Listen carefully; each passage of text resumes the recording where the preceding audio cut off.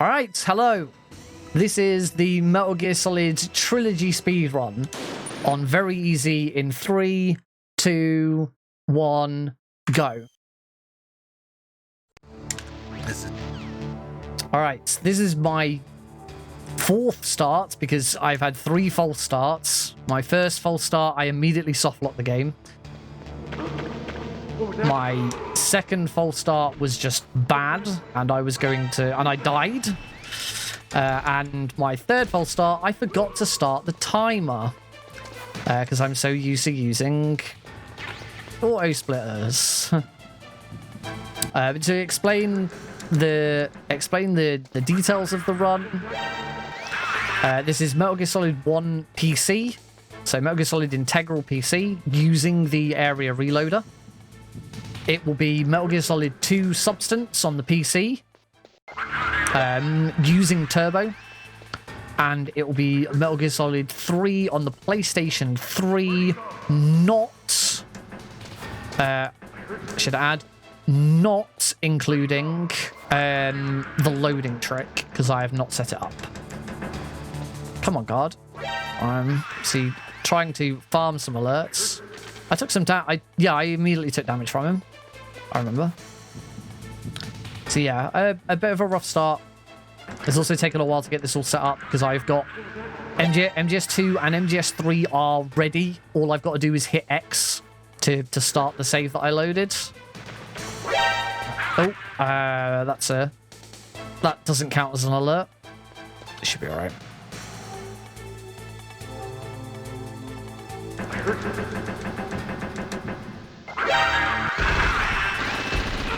Okay, I've definitely taken damage now. Dun dun dun dun. Don't know why I'm grabbing rations. I don't need them.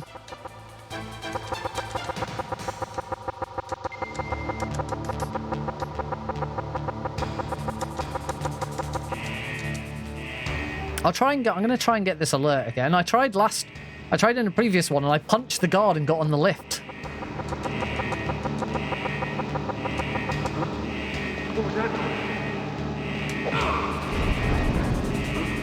Okay, he didn't see me.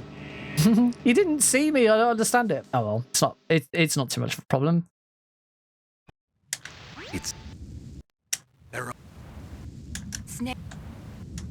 All right. Whilst this is very easy and you don't actually need to grab the stun grenades, I'm going to, just for safety, for Boba Skip.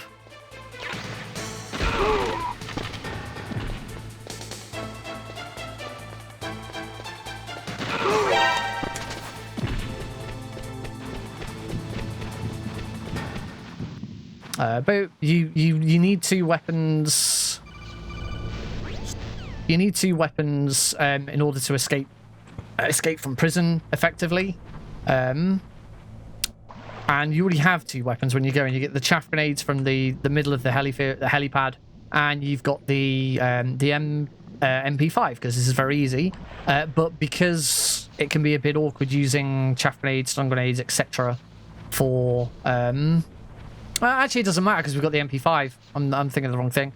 But again, it's still safety, grabbing them to give ourselves more options. Why the fuck did my resolution drop down to 160? Jesus. So, how is everybody on this glorious day? You know, this is the longest speedrun I've ever done, I should point out.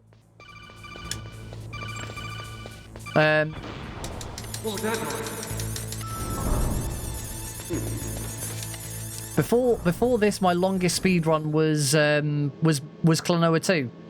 I've never done a 3-hour speedrun before. I'm gonna go back up to floor 1. I'm gonna use the elevator reloads to get out of bounds. There we go.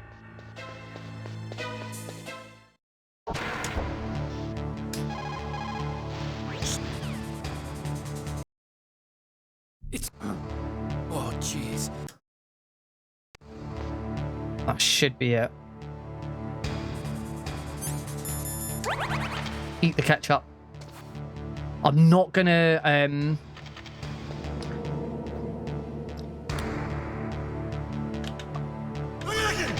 I am not going to I'm not going to do the windows the defocus trick. That there's only 2 points where it's useful.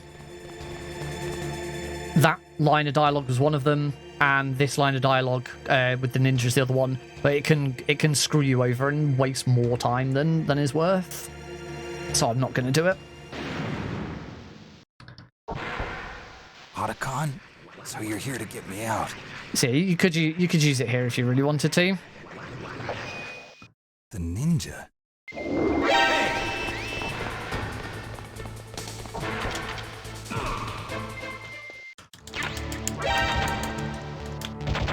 Oh, I forgot to equip the damn card key, you idiot.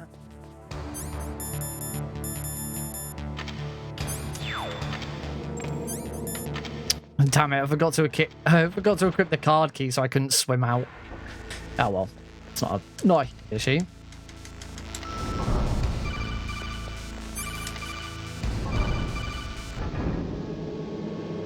I don't know why I got that codec call. Anyway, now we're gonna go and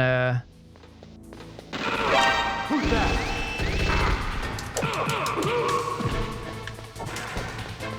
made a... Oh yeah. This is VE. This is VE. I don't have to worry about throwing stun grenades and shit. We just reload back again. Oh, that's a bit dumb. It's been a while since I've done VE.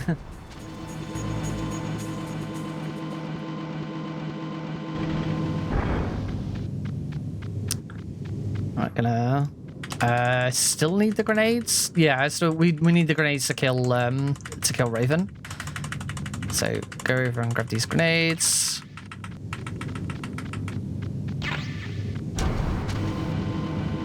There we go. As soon as Snake's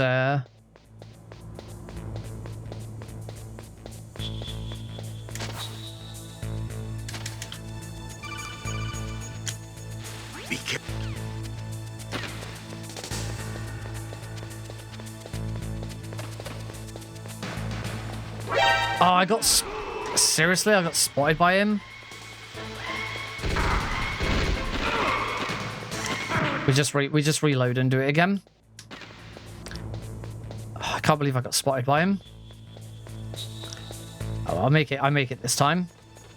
Because guard's positioning is very different now.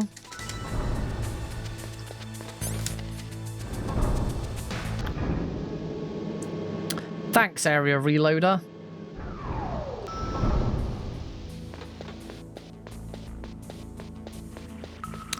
Right, making our way through.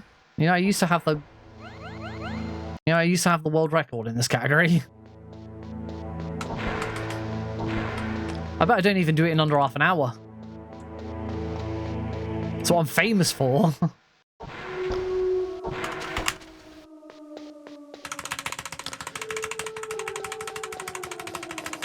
Famous for being the first person to beat this category in under half an hour. It's not even going to be that.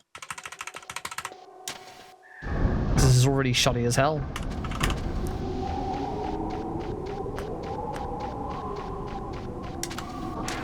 Look at that, though. Perfect. All right, it's boba skip time.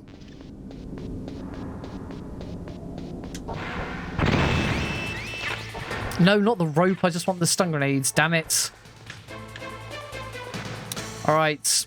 Let us hope that I have some boba skip good fortune. Floor 3. Floor 4. I throw a stun grenade at floor 5.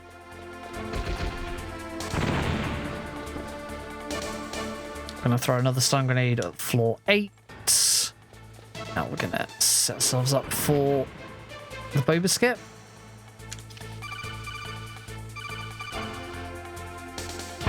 First try! Very nice.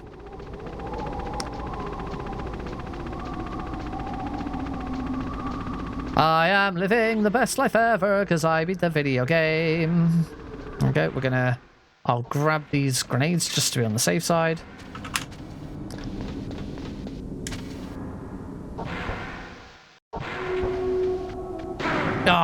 I ran forwards too far.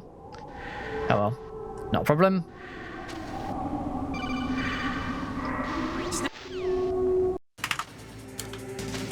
What? Do I not have any chaff grenade?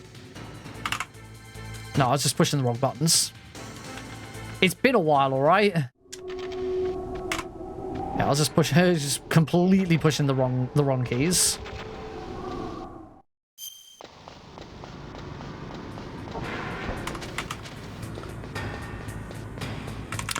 Through the blast furnace, nice and easy. No problem with this one. Back in, back out. Shake it all about.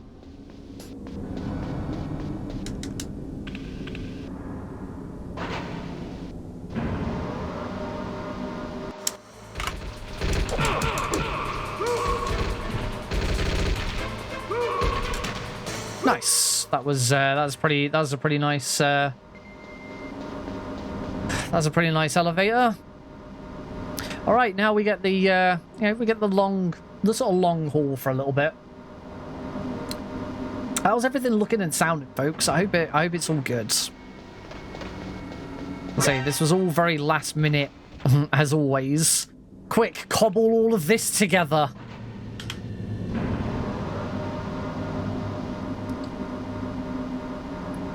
I just figured that because I've been playing lots of Unmetal. See, we got the first ever sub 50 hard run on Tuesday. It's, you know, quite a monumentous occasion.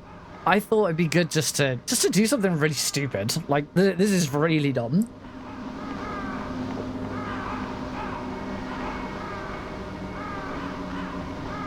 But you know, a bit of fun. Showcase a few different games. Showcase how bad I am at 2 of them.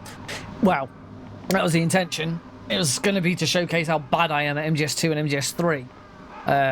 And so far, all I'm doing is showing how bad I am at MGS1. Former world record holder. Former world record holder, and I'm doing absolute dog shit.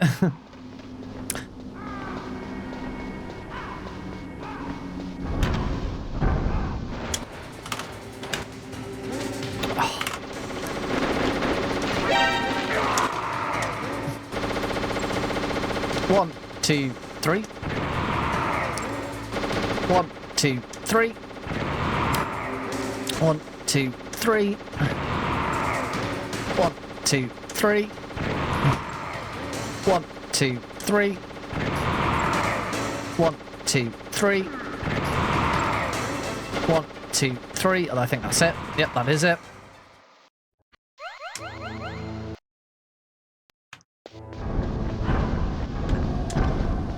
No, I did not want to throw a grenade there. I'm going to just quickly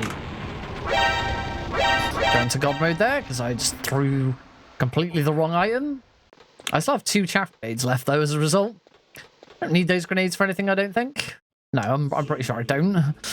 It's a good freaking job in here. All right. I wonder what PAL luck I have. I've been doing like V and easy runs and been having like the worst PAL key luck every time. It's been horrendous. Like I think I had like three or 4 in a row with PAL key 7, and then the very last game I did PAL key number 1, which is the second worst. Just horrendous.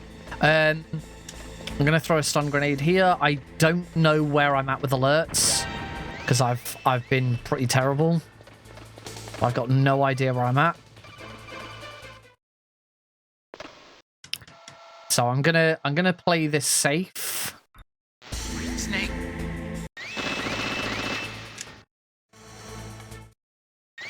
That counts as another alert. Hopefully that's 11. I haven't been counting. I am just guessing. I just added myself an extra one just to be on the safe side. Because I really don't want this to be the rat. Although the rat is easier to take out with the MP5. But we'll see what happens.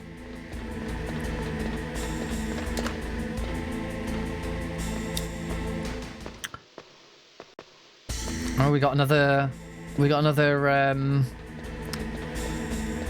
loading trick that we can do here. As soon as we pick up the PAL key, just wait for the text to disappear.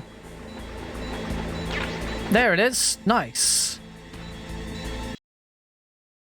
Sweet. We actually got some good PAL key luck, and I did have enough alerts, so that's good.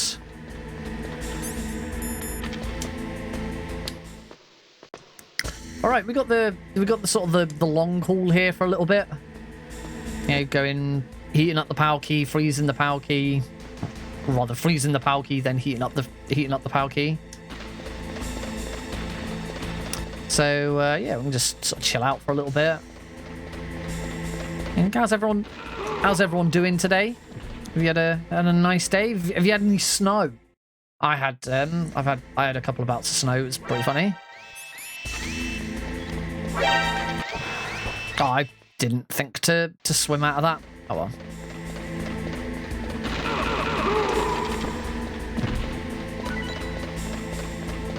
Yeah, I've been experiencing snow today. It could be a better day. Oh. Well, I hope I can at least entertain you a little bit. Yeah, had some snow. I was in the office today. That was good. I actually got a day with my line manager for the first time since I started. She had COVID, and then she was on a work trip out like the start of this week. So since I started work, today is the first I've actually been in the office with my manager. So that was nice. We went out for lunch just to sort of catch up and start to get to know each other a little bit. Yeah, it was really pleasant. I really enjoyed it. All right, now I've got to wait for that PAL key to freeze. Can't get any of the items in here. We don't have the Nikita, and we don't have the Stinger, because we're not gonna fight Rex. So far it's been really nice. You know, it's only been, you know, as of tomorrow it will have been 2 weeks since I started. Okay, we can swim. Of course we can swim. Look at him swim. Swim. Yeah, it'll have been 2 weeks since I started. There's Raven's thingy, by the way. And I think the main thing that I can say so far is that it is interesting. It's way more interesting than my old job. And that's the thing that I'm enjoying the most about it. It's different. It's what I needed. I needed a change.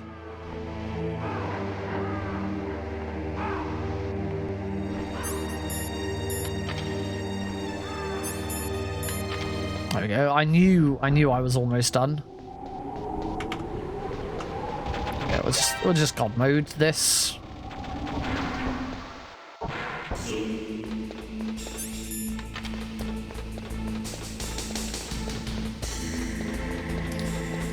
But it's really interesting because it's a communication role that kind of goes hand in hand with PR. One of my main contacts is a person who works for a PR company. It's so different. It's such a different style of communication, and I'm absolutely loving it so far. Just because it's a lot more interesting. I'm not having my hand held all the time.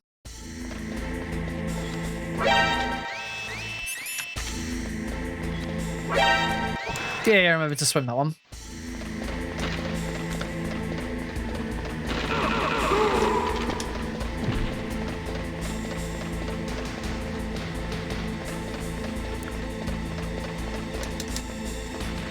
Alright, now we got the really long backtrack. The really long All the way back. Fun times. I can't remember what the records for this is. This is another one of those I hope I beat house. it's always my ambition with any game that I learn. Has House already played this? Let's see if we can beat House. Autonomy is really nice. I'm going to have more of that as well in this job, which I didn't have in my old job. One of the main striking differences that I've already discovered is that in my old job, I would get in every day and I would go and look at my task lists and I would start working through my task list. I would, do the same reports that I do every week. I would do the same odd jobs that I do every week. I say odd jobs, but they are, every single day it was this. Right now, this. Now this. And I just don't have that in my new job at all. When I get in the morning, the first thing I do is I check through my emails, work out what meetings I'm going to be having that day, and I plan my workload accordingly. I look at what I've got to do. I have a jobs list, but it is. I have a jobs list, but it's not like that jobs list is, here is your repeating Monday task, here is your repeating Tuesday task, here's your no. My job list is, here are all the things that you need to get done at certain points. Once they're done, they're done. You'll move on to the next thing. And having that change from just being a very rigid structure of work is so refreshing. Like, so refreshing. And like I said, working with people, like I had an external guy from a publisher today, one of the industry publishers that we work with. He just came into the office just to have a chat with me, just to meet for the first time. It's like, right, here's what I do, here's how we can help you, here's how you can help us, this is our relationship and all that. And it's just nice just to be able to talk to people rather than, in my old job, the most I got to talk to people was simply, oh, you're this person, you do this. Do I need to do this backtrack? I don't know why I'm doing the B-Man backtrack here. I don't need any stinger ammo. I think I can get some more chaff grenades, but I don't even think I need that. I'm just doing it for the sake of doing it.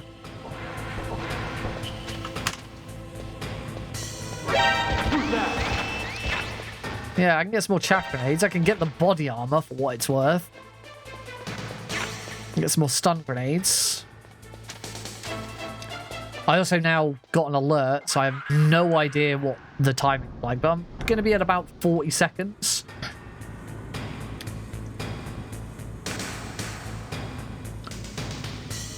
That's going to be about 50 seconds.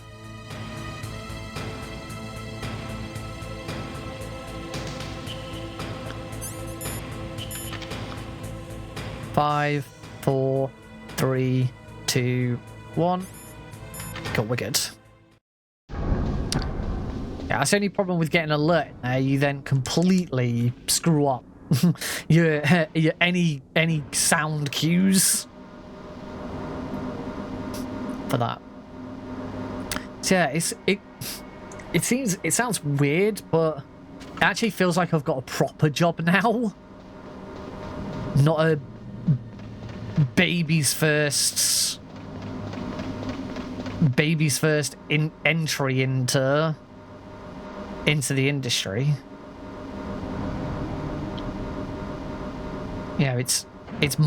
I'm doing my work. I'm not doing my team's work. No, I'm not doing something on behalf of a big group of people.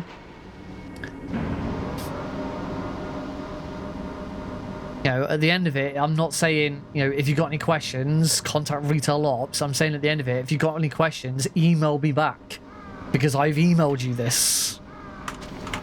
It's such a different discipline, and I think I'm going to thrive in it because I have so much more responsibility. And with that comes more expectation. I've got a lot more to manage, but I'm expected to be able to self-manage it, as opposed to, my old role where, like I said, it was very much sort of hand-holding. It was, oh, Nick, what are you doing? Oh, everything's got to go through this person. Or, make sure your line manager knows exactly what you're doing. I still got to get sign-off for stuff because, we have lots of different fingers in pies and stuff like that. But it is worth more than money. And that's the funny thing about it is, when I told people from my old job that I was leaving and, I'd got this new role, one of the first things they said is, if you need the extra money, then, it makes sense. Well, I'm not really. My new role paid, well, it did. Probably isn't now. If I'd stayed where I was, I might have had a pay rise. I'd have had a bonus. Unfortunately, I left. Literally, the day before I left my old job, they announced we were all getting bonuses, even though we hadn't hit the targets for the bonus. Like, yay! I'm currently in my notice, so I'm not getting it. But yeah, it was never about money, to be honest. I am getting paid slightly more than I was, but not a lot. And also because I'm now commuting into Harrow every day, I'm getting the trains. 15 quid a day for me to get the train. It's not cheap. So, I'd probably break even between the two, I would think. But, that's not a problem, because to me that's not the point behind it. It was never the point behind it.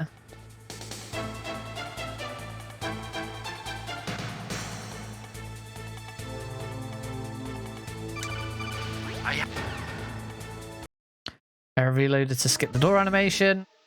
All right. Oh shit! Get ready to say hi and bye to Rex.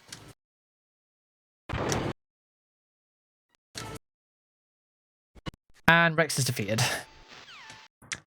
Thanks, very easy. If you win, you might still be able to save her. All right, I am going to mute my headset so that I can concentrate on the liquid fight. We're nearly done. We're nearly through the first game. I'd say that we're nearly a third of the way through, but we are not. Metal Gear Solid 1 is tiny in this. Come on, beat the crap out of Liquid. It is a much better working environment. It's a different working environment. That's what I needed. I needed a fresh start. Have at you, anyway, concentrate.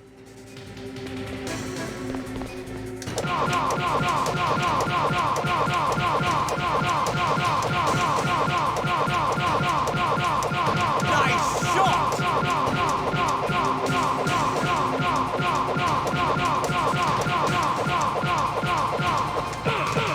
Ooh, I lost it there. My positioning at the start of that fight was not great.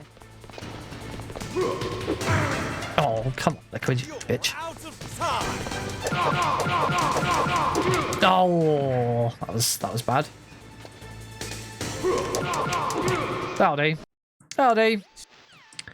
We got there eventually. Of course, it's VE, so we escape with El Merel. I'll drive. Damn, a surveillance camera. All right, nearly done. Nearly done with MGS1. It's not going to be a 30. It's not going to be sub 30. It's a shame. As I say, it's kind of what I'm famous for. But oh well. I got it, Snake. Jump in. Snake, hold on. I'm holding. But to be honest, the pay that I was getting in my old job was good. It was just never. It was never quite enough because of things I wanted to do and stuff. What I'm on now isn't enough, but I'm hoping that it's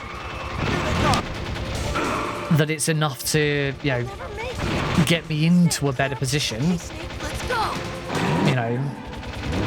Where 1 year down the line they go, right, we've seen what you've done, we've seen what your job sort of evolved into, let's change your job title, and now you're responsible for this, that and the other, and We'll never make it. Snake, clear a path. here's an extra $2,000. I don't know. but I'm not frustrated every day, which is really nice. Snake! It's not over yet! Liquid! I'm just going to concentrate on this bit of the fight for a second.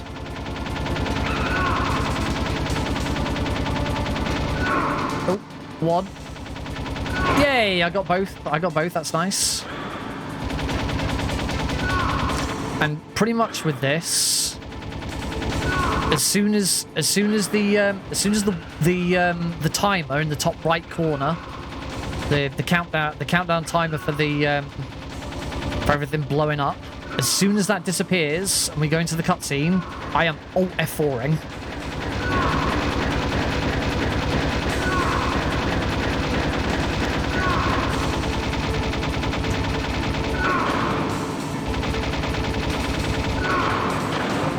There we go. Alt F4. Next game.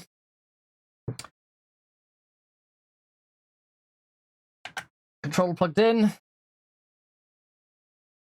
This is where it didn't work. Yes, it's working. Radar type 1.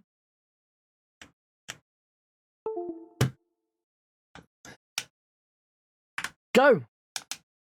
The only thing is we haven't got any sound at the moment. I just need to enable it.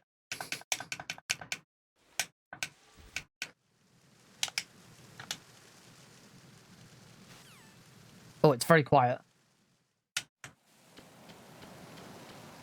But we're off. We're on to Metal Gear Solid 2.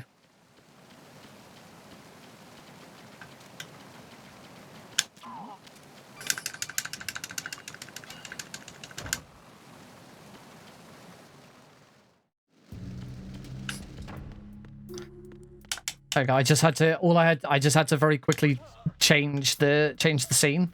The game is super quiet. Although it is for me, actually, I don't think it was for you guys. You guys might have been all right. You'll have to let me know if it's too quiet, and I'll try and turn it up a little bit. But hey, disc swap wasn't bad. I don't know what's happened with the time for MGS1 though, because I don't seem to have a time for it now.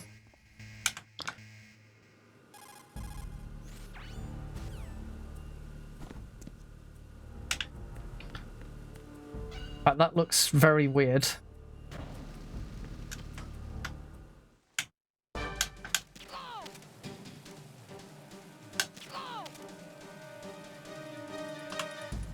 Yeah, I don't know. I've been with the unit since I was born. I grew up on the battlefield. Conflict and victory were my parents. The unit. Good. Headshot. We've shared everything. Nice, Olga. Really nice, Olga. Yeah, I don't quite know what's happened with live split there, but oh well.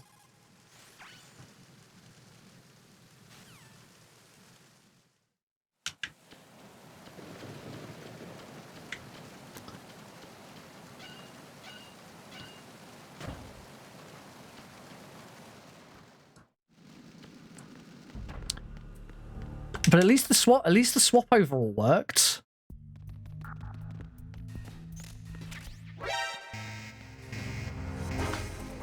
You know, we got straight off of MGS1 and straight onto MGS2.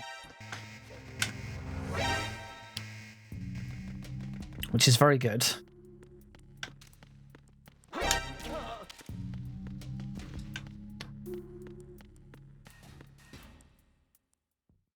So I just don't quite understand what happened with live split, but I can always fix that later.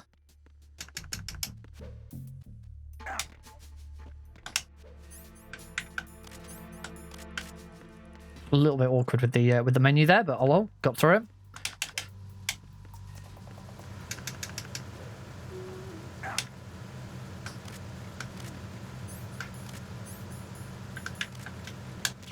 Oh, don't tell me I don't have freaking quick change on. No, I don't have quick change.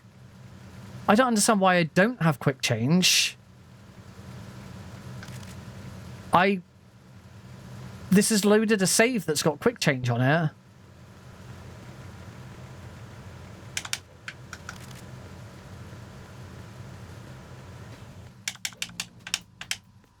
Or it certainly should have done.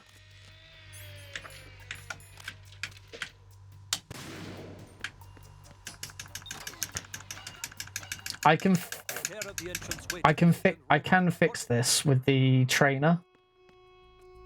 No, oh shit, I just loaded MGS2 again. I don't know if that's going to cause problems. 10 minutes time for the scheduled briefing session with the Commandant. You are ordered to continue manning your posts until that time. Okay, I've fixed the... Shit. I fixed the quick change. I quickly loaded the trainer just to change it. I don't actually know if that's allowed. But I can't see it being an issue.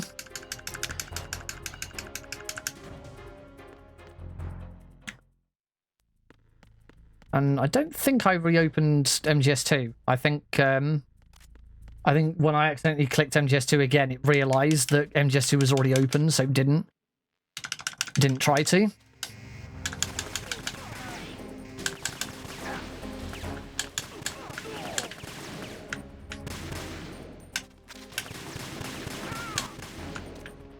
Shit, I accidentally activated turbo then. Come on out, you bastard.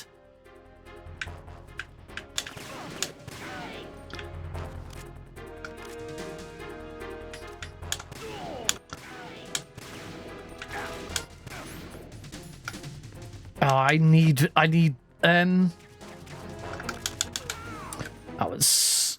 that was awkward. Oh well, we're through.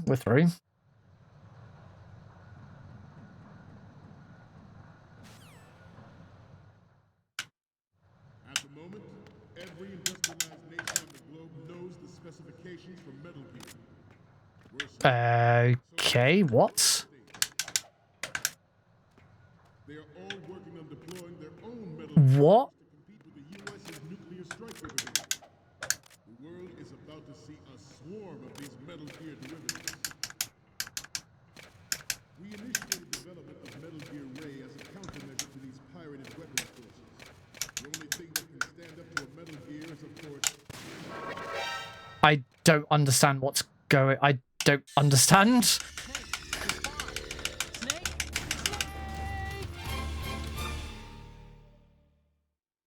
at the moment, every industrialized nation on the globe knows the specifications for Metal Gear. Worse yet, Okay, I'm just gonna go without it. I don't understand why that's doing that. Oh, is it because I've got oh, it might have been because I had turbo on. the world is about to see a swarm of these Metal Gear derivatives. I'll just play it safe. Development of Metal Gear Ray as a countermeasure to these pirated weapons. Oh, Stop kidding around. Snake? it's been a little while since I've tried this. Right. Every industrialized nation on the globe knows the specifications for Metal Gear. Oh, I didn't actually do the... So do a number of rogue states. No, come on, Nick, you idiot. Told you this would be a showcase of how bad I am at MGS2. The world is about to see a swarm of these Metal Gear derivatives. We initiated development of Metal Gear. Stop kidding around. Snake? This is going well. I can do... what? I'm just... Oh, fuck it. I'm just going. Worse yet, so do a number of rogue states. They are all working on deploying their own Metal Gear forces. I hate frickin' holds. The world is about to see a swarm of these Metal Gear derivatives. We initiated development of Metal Gear Ray as a countermeasure to these pirated weapons forces. The only thing that can stand up to a Metal Gear is, of course, another Metal Gear. With Ray,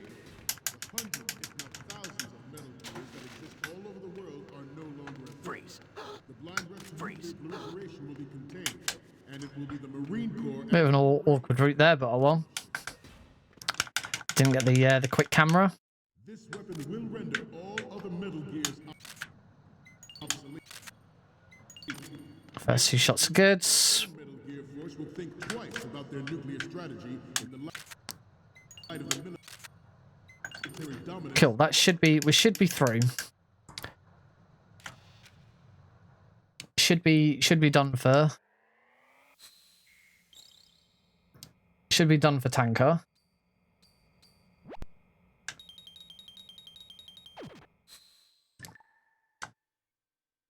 I just gotta be careful here because there is a save.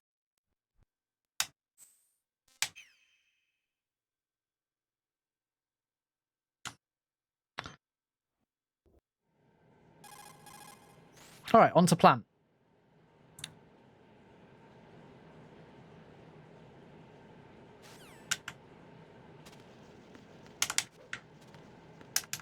And the main portion of Metal Gear Solid 2.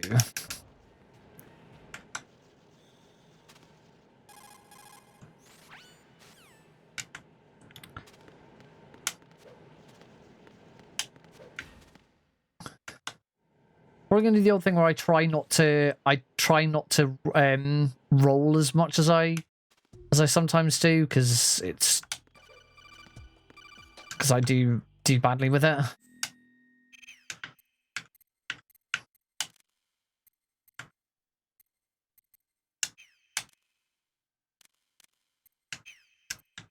Oh, bloody hell. Come on, Nick. Can't even get that bit right.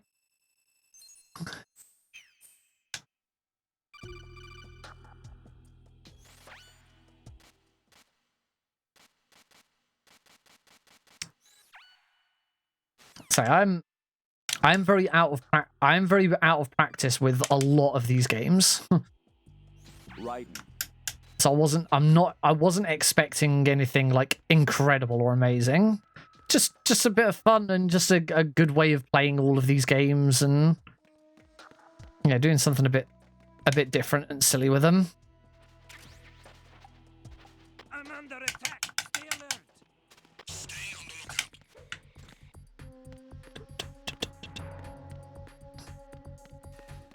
the lookout. All good.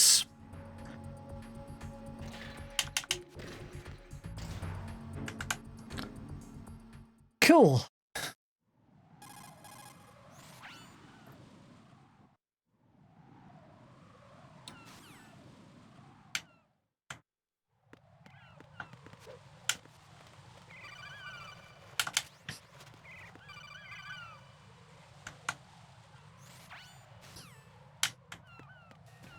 Gotta say, I do think I prefer MGS3 to MGS2. I don't know what it is about MGS2. I just didn't... God damn it. I just didn't gravitate to it quite as much as I thought I would.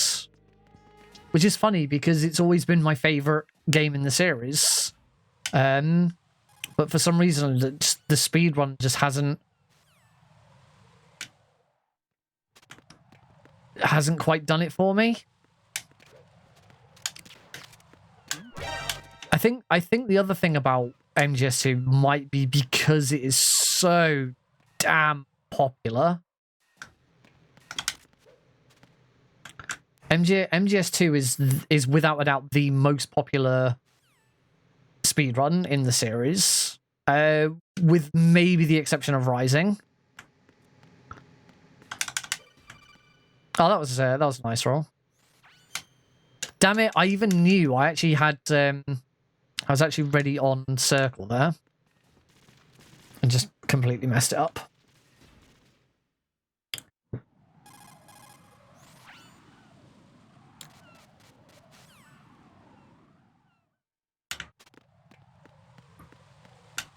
At least this is something nice to, every so often just go back to and just be like, you know what?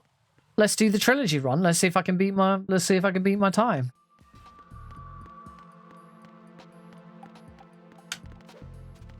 I'm hoping now that I've set it up properly once, I should be able to run it again without too much issue.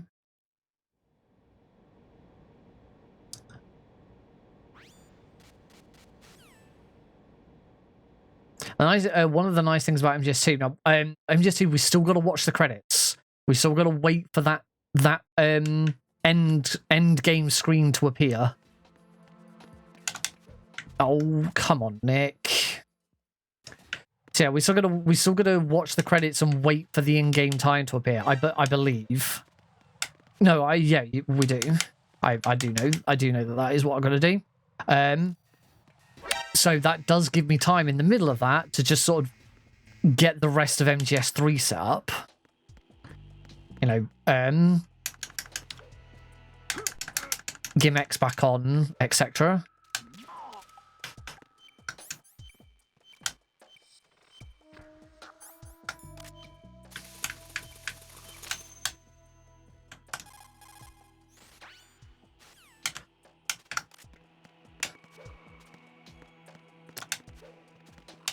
Dun, dun, dun.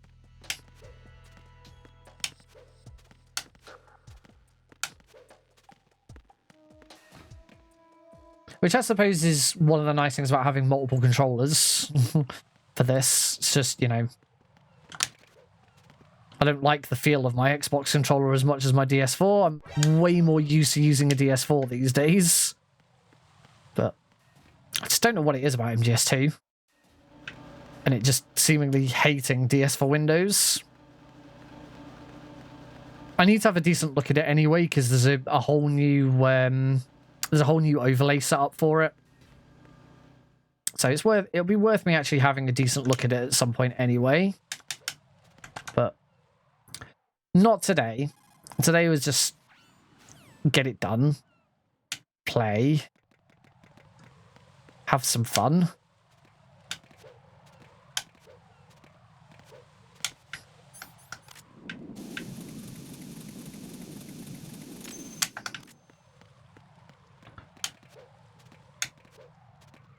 We'll do rolls if, you know, if I'm just going in a straight line and I know that I can't mess it up, I will do a roll.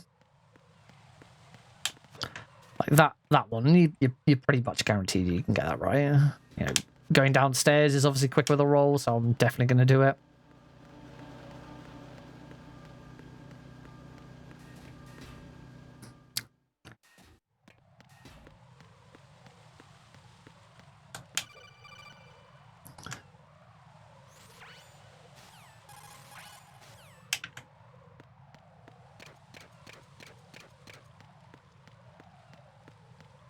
Cool, I didn't get hit by a mine. I remembered where the mines were. I quite often mess that up and get hit by a mine.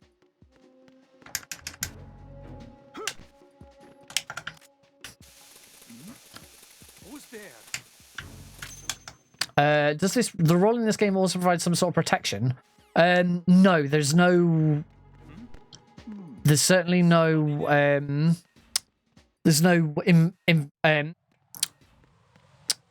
iframes or anything. You know, we're not invincible. It's not like Jesse in On Metal.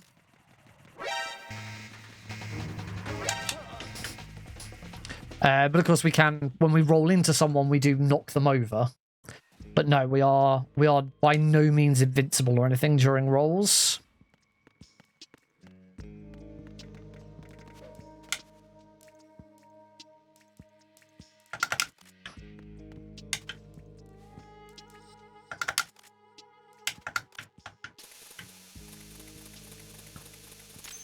Oh, that was nice. I thought I was going to be too close. Oh, I did not coolant rise there. I did coolant rise there. That was better. Who is that? It's the enemy. I need help. I don't care.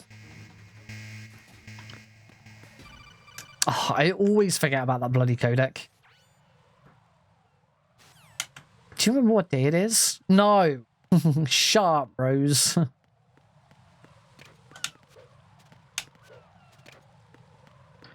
Nearly done with bomb disposal.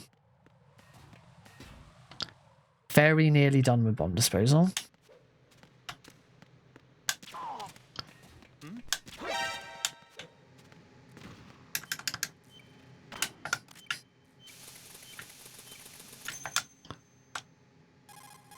In fact, one more little bomb to go.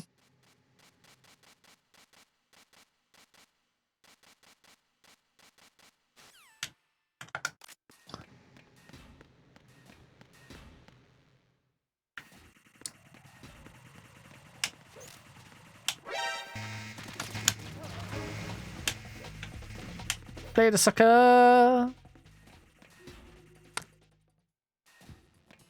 Funny room.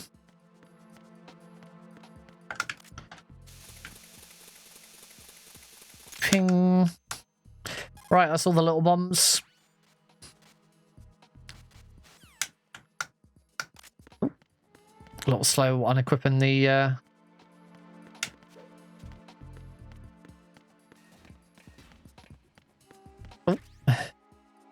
some of my movement's a bit off here.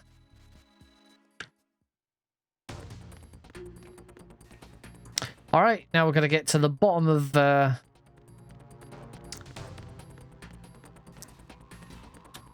Strat A to defuse Fat Man's super bomb.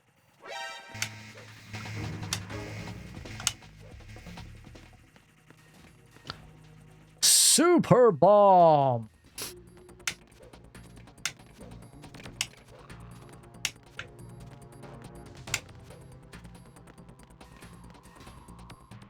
It is nice that the the time left is just stopped during loading screens. Like, we don't care that Ryden's going through a door. We'll hold off.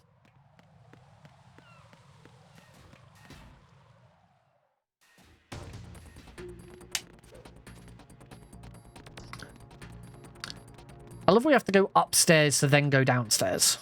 We're trying to get to the bottom of Strat A, so we have to go up to the roof to get to it.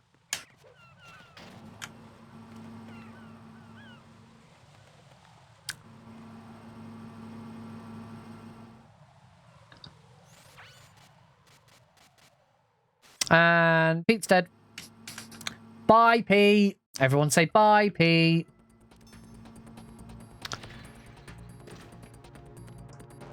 Dun, dun, dun, dun, dun. Ah, I hate that freaking room.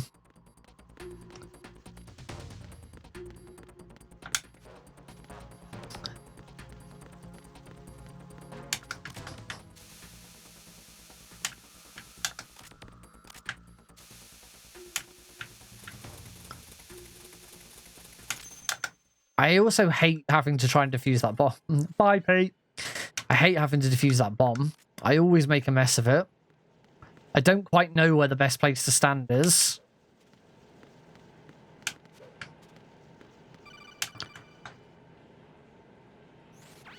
My priority, my butt. This is one of the best lines in the game.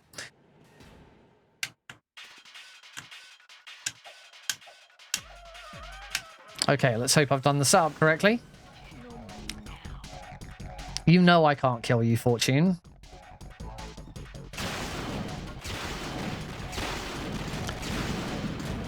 Shoot a light, shoot a light.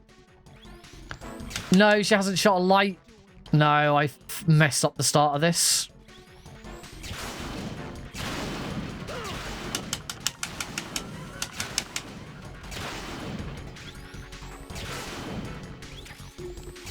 Oh, crap.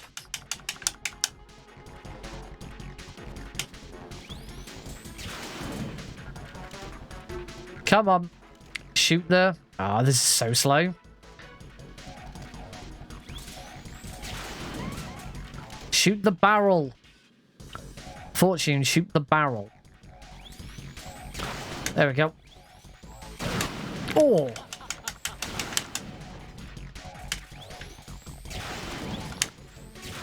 Fortune, shoot this barrel, please. Oh my god. I made such a meal of this. Shut that barrel. Right. Now just finish it off.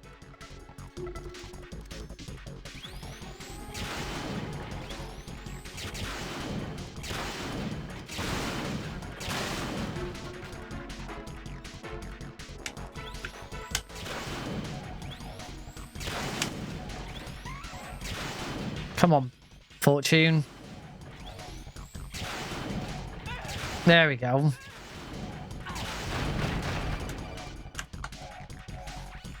Fat Man just contacted us directly. All right, let's go fight Fat Man, an actual boss, not one of these fake bosses.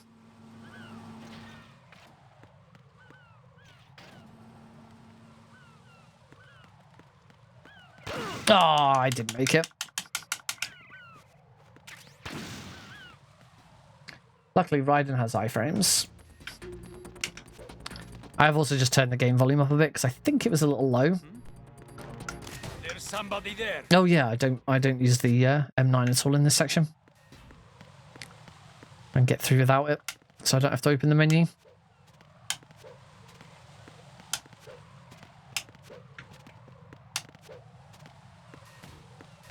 A little awkward that room.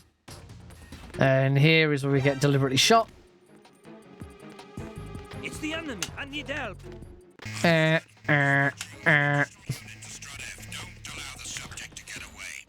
Too late. The subject got away. Got a claymore. Our one and only claymore of the game. In fact, I believe across all three, across the trilogy, it's the only time we get a claymore. Don't need a claymore in MGS1. Oh, that's stupid. Why did I do that? You don't need a claymore in MGS1. You get one claymore in MGS2. You don't get any claymores in MGS3.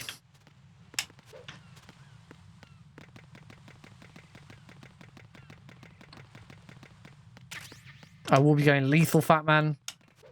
I think I've pulled off non-lethal once before.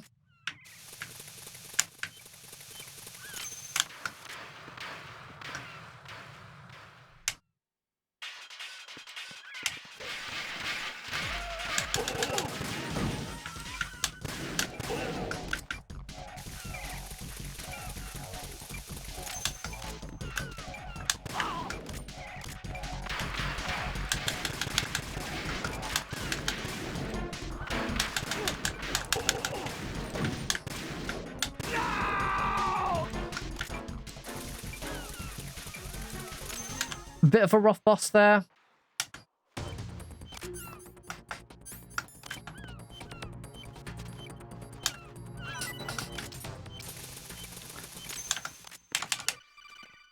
Yeah, not a great Fat Man, but it could have been a lot worse.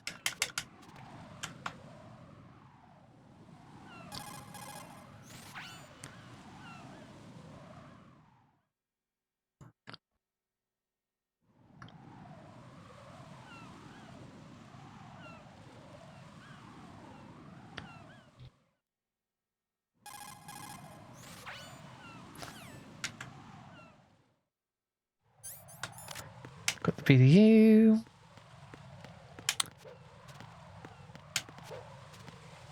Alright, I haven't used the trainers to set up the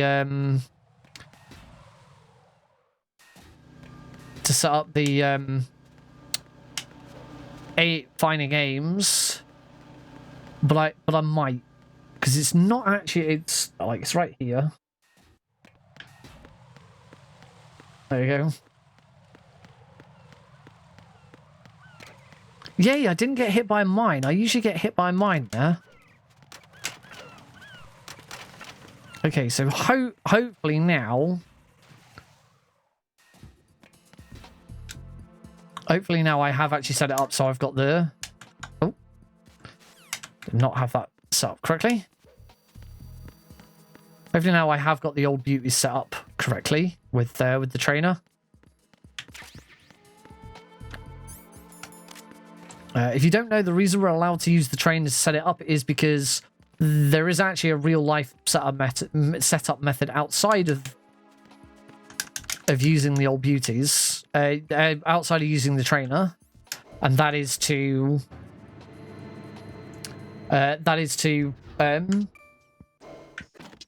not going to do the Claymore version, just going to play it safe, and that is to set your PS2's clock or your PlayStation's clock or your PC's clock to a certain time, Nice, I didn't bump into anyone, which is what I usually do.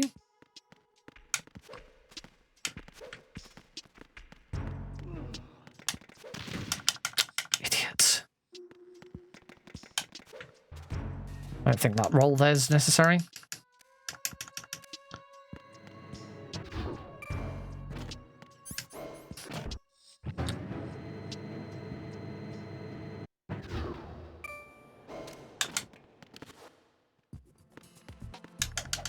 Oh,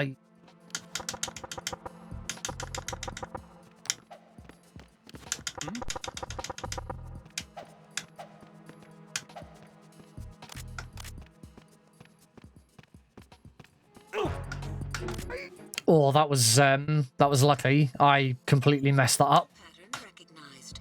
You are cleared to enter. I'm quite pleased that that went as well as it did.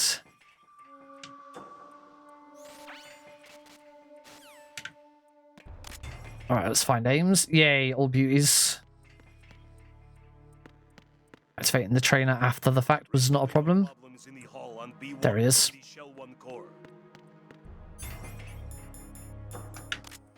Your aims, aren't you?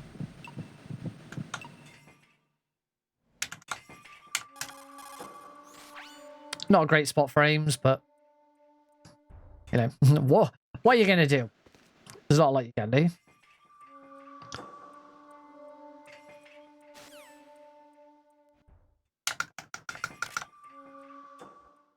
And Ames is dead. Bye-bye, Ames.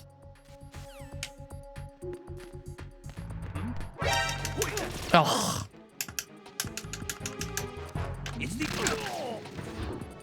Send backup. I have an unknown target here. No, we're good. We're out. And just like that, they all forget.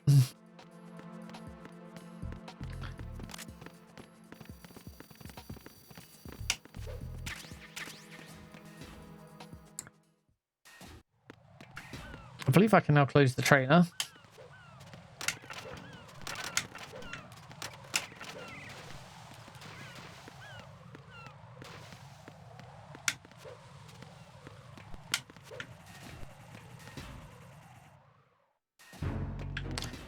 Yeah, we don't need the trainer anymore. Alright, let's go get ourselves a Snapper Ever. And then we're gonna go and do the most difficult boss in the game. And it's been a while since I last tackled the Harrier. Again, I'm not expecting great things. I'm expecting reasonably mediocre things.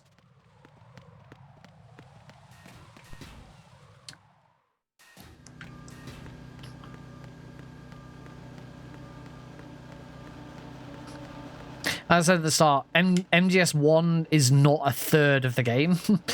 MGS1's probably about a quarter of the game, and then the other two, the other 3/4.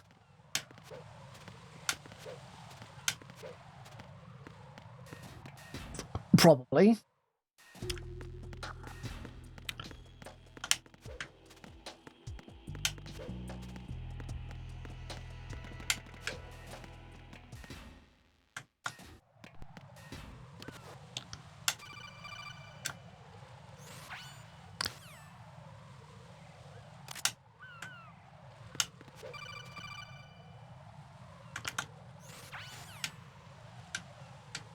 I am very glad that codec call happened,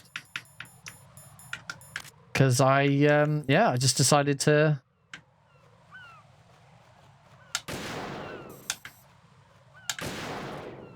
for some reason decided to roll there. That should have blown everything up, but the game had other ideas. Also, I don't think I didn't want stun grenades there. I wanted chaff grenades. That was weird.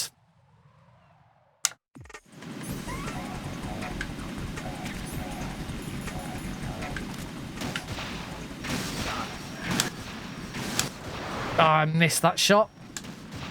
I missed that shot as well. Use this.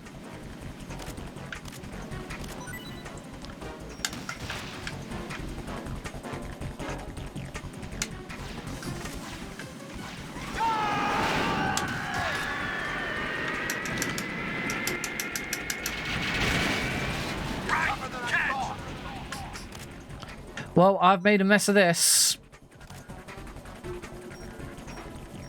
I'll let you go out in style. What the? What the? Okay, I've only got one more hit though. Okay, I recovered that reasonably well actually.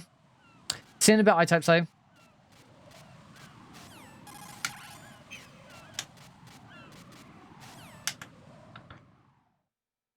Alright, let's equip my chaff grenades now.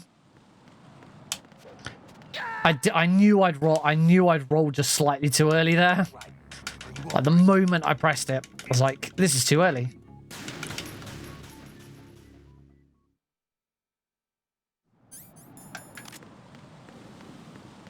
That's better. Okay, again, I immediately knew I'd got that right. I never skip that cutscene.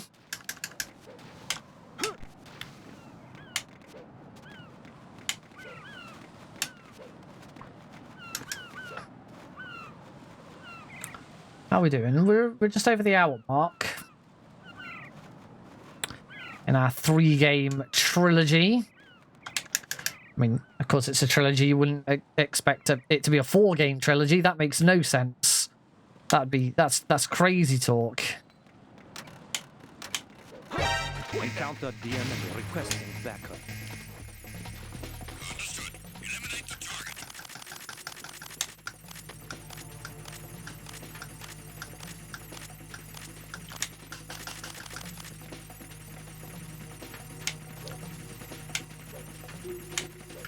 It's all okay.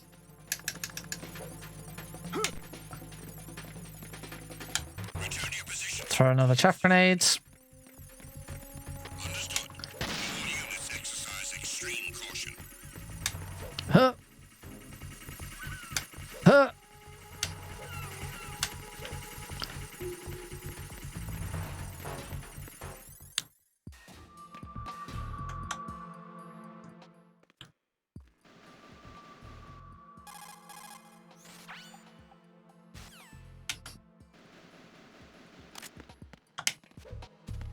All right, we need to go and get the Nikita. Now, question is here, do I go for the swim glitch or not? I've actually had some success with swim glitch last couple of times I've tried it. So I'm tempted to say yes.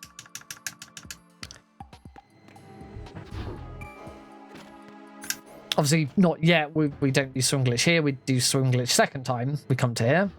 But what do you reckon, folks? Do I go for it or do I play it safe? I'll let you at least have your say.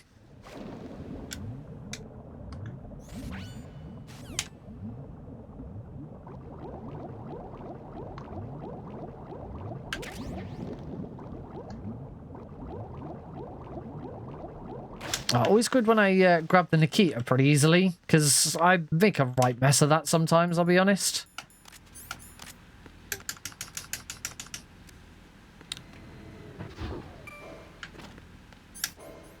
Again. The Nikita. Another weapon that we use once. We fire... If all goes well, we fire a single shot. Same as Metal Gear Solid 1. Same as the Twin Snakes. You can fight... Yeah, MGS1, you can fight Raven with it.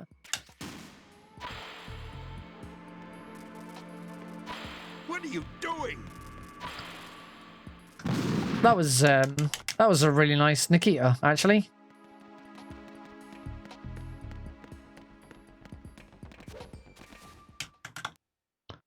All right. Say hello to the President of the United States. And very soon you're going to say bye to the President of the United States because he's going to die.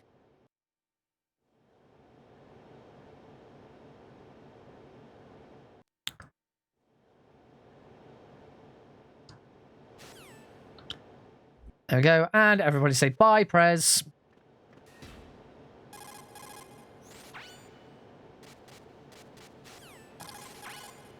Snake took some photos. I took these photos. See?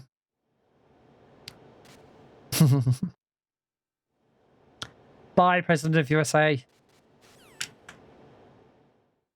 Right, let's go find Emma.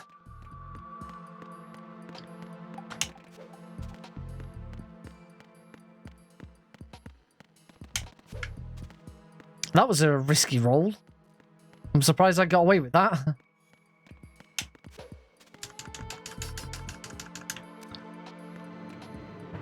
Ping. All right, let's do it. I'm gonna go for it. I'm gonna go for swim glitch, because recently when I've been trying this, I've had some success. So I'm gonna go for it.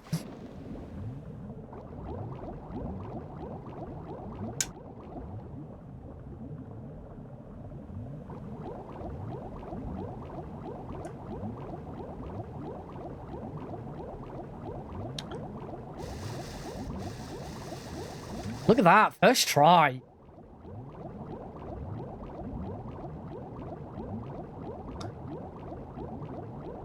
Oh.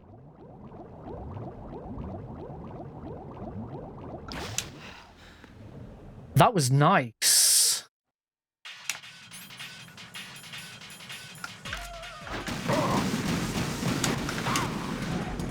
I'm gonna just kill myself. So I forgot to move forwards at the start of that fight. I also forgot I didn't need to go into the weapon menu. No, I've messed it up again. Trust me, it's quicker to just die and do it again. Right. Come on, this time for real.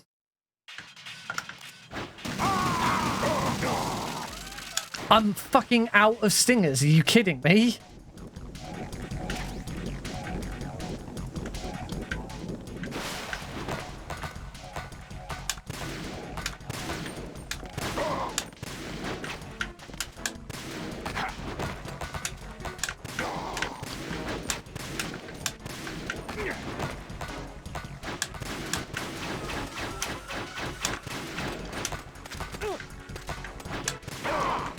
Oh my god, I can't believe I was out of stingers.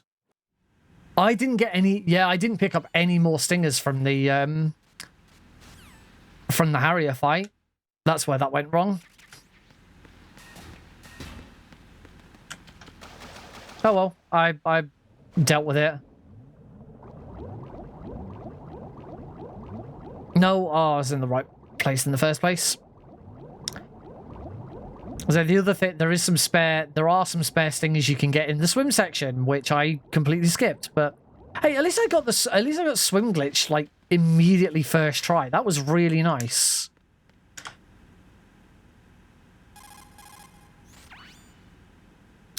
All right, let's meet up with Emma.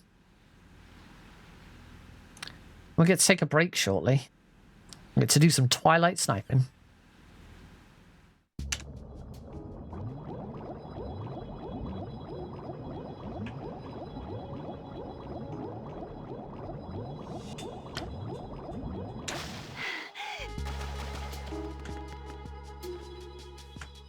I don't know why I turned off turbo there. We still want it. More exposition. Exposition. Otacon. And Emma. They are not so happy together. More exposition. I gotta say, the more I do play MGS2 over and over, the more I come to appreciate what Sargent talked about during his episode of Desert Zone Discs. About the fact that Desert Zone Discs is... MGS2, the ending is just so slow and drawn out that he just can't stand it and he just doesn't play it anymore. I think I went the wrong way. Oh, I'm making a right meal of this.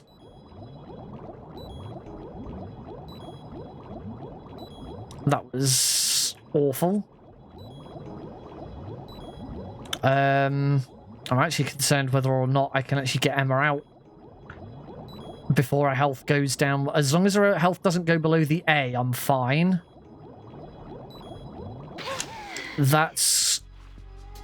cutting it close, if I'm honest.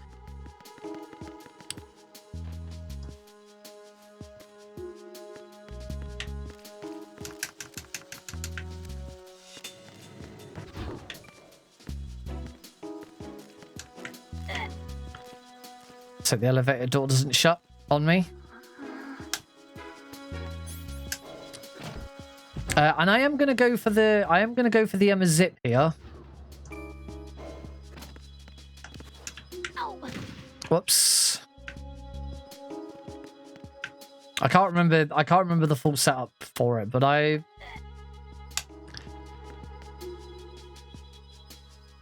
had been having a bit of success with it.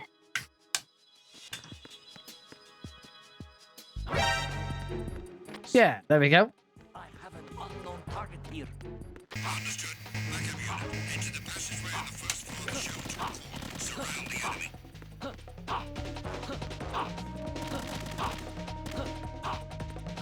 Not the best setup for him, is it there? But bye, Emma. It's all right. We'll go find her again. Where'd you go, Emma? Ah, look at ya. Come here. Come here. Come here. Silly petal.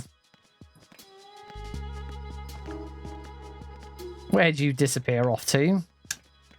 Bump you through there as well. Nice. Ugh. Not a good bump. I need to learn that bump. There's a really neat bump you can do there.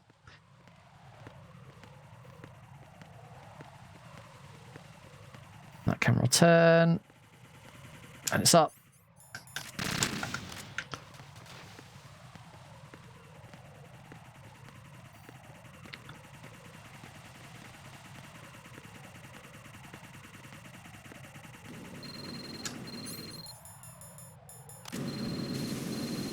All right, wait for the black flames. Black smoke. I think I got it. Yeah, that took a while.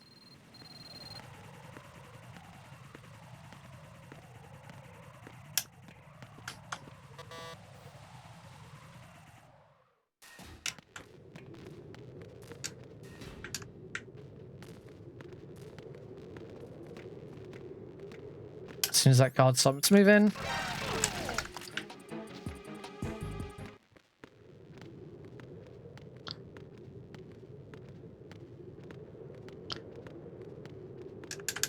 Cool. That means I was actually all right with the I was actually all right with Emma's health, but I think I was like spot on. All right, time for a break. Time for some Twilight sniping.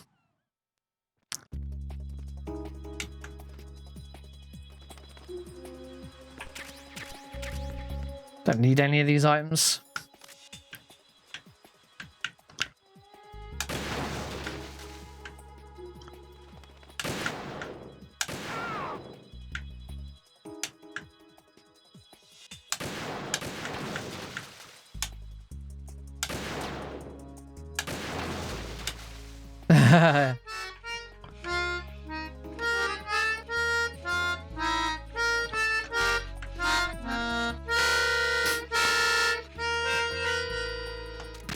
Hey, B-Man.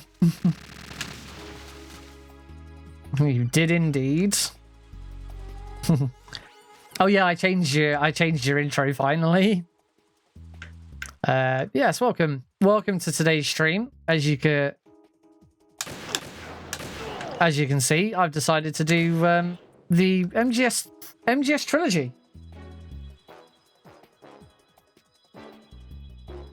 I don't know what happened with the split for MGS1. I don't know why it looks like that, but it does. Yeah, the 3119 is about right anyway. I've already got MGS3 ready to go. My PS3 has already been on for like 2 hours.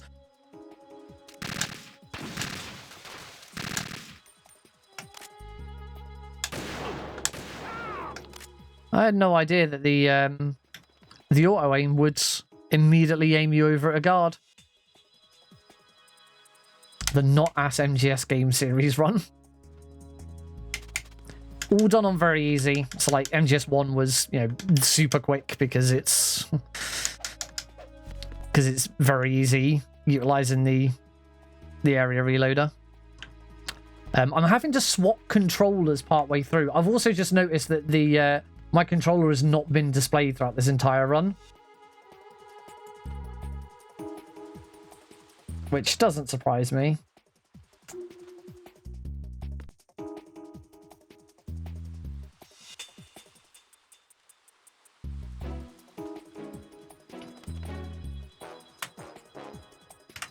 Nearly hit. I nearly pressed delete to change something there.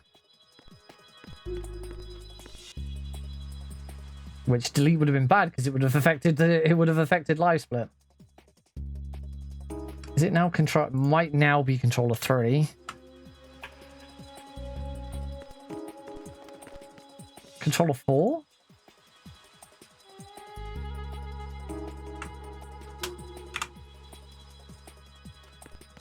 Oh, it's now okay. It's now controller 4. I've done so many controller changes. Oh shit! A few. No sweat. Just I've realised I'm a little bit behind here. I'll just go and immediately headshot that guy. Yeah, I had to do a lot of controller fuckaroundery. For some reason, MGS2 still doesn't like DS4 Windows on my PC. I don't know why. I think if I seriously got back into MGS2, I would be uninstalling the whole thing and start from scratch again. With all of your new tools, I still haven't installed like half the new tools that you provided for MGS2. But, you know. I just don't really have much interest in playing MGS2 at the moment. I already think I prefer MGS3. Yeah, I'd hope so. You've not missed much. Vamp was bad. I think for me it's the popularity of MGS2 that actually, for me, makes it worse.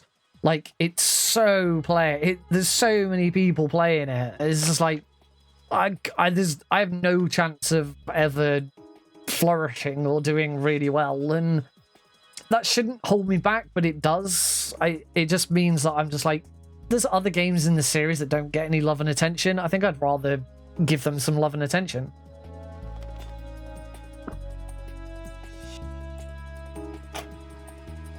He wants some chocolate milk. It's my chocolate milk. Yeah. Mine. Of course it's chocolate milk. It's me. One day, guys, we will have the chocolate. We will have a chocolate milk emote, I promise. We got one more of these ciphers, or was that it? Bum, bum, bum.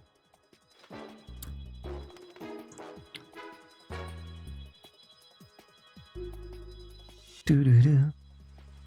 All right, should be time for Vamp. I won't mess up this Vamp fight.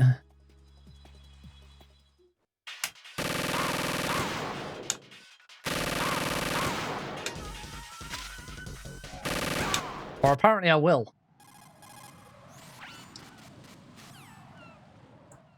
Like 4?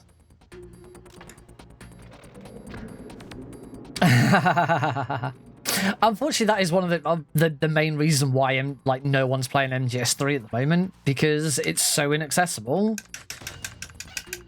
You know, I'm really lucky. Well, I say I'm really lucky. I'm on my 4th PS3. I deliberately bought a new PS3, partly for MGS3. There's not many other games. There's not many other games I'm actually playing on my PS3. Metal Gear, you know, Ape Escape 3, I suppose.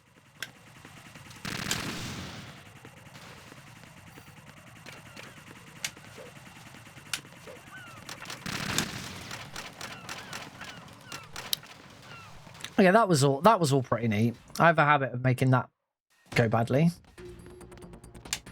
Lamb sandwich. What's your like for?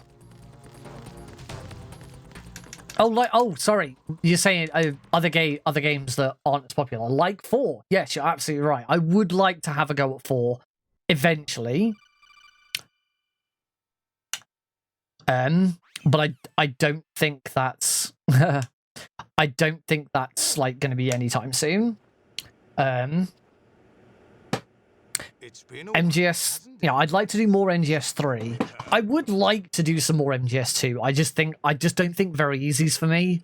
It's not challenging enough. And not in the way that... Don't you? You've grown. Don't you? I fucking love that line. High concentration cerebral implants. Have they altered that's not to say that I'm really, really overly good at it or anything. It's just too easy for me to stay engaged with it. I think that's another. Once you, certainly with some games, once you start on a harder difficulty, you never really want to go back. And I think that's going to be the same with me from Metal. I think now that I've played hard, it's like I might as well just play hard now. Listen, I'll free you in a little while. Brace yourself. Everything is solved. And everyone's doing dumb, inconsistent stuff like zips. Hopefully, say yeah. And everyone's a bit. I'm never gonna be. I'm never gonna be up there.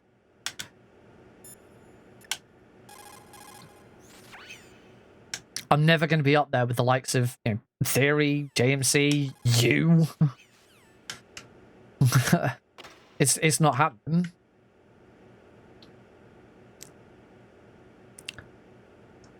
I think the other option for me with the other option with me for MGS2, would be to focus on a different category. Focus on.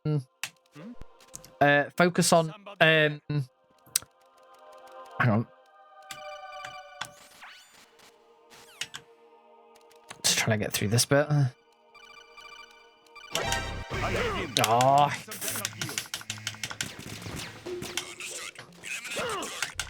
Oh, God. Yeah? No, I've gone down. All right. Slow judging them. Oh, my God. This is so bad. I do have the unique opportunity to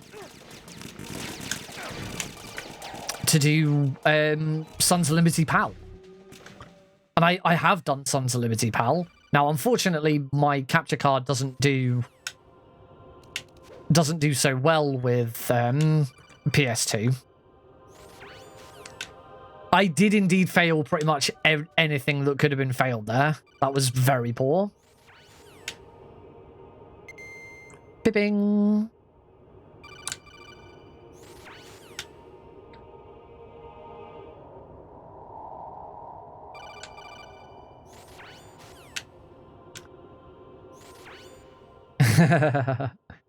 Indeed. So not all right then. So not everything.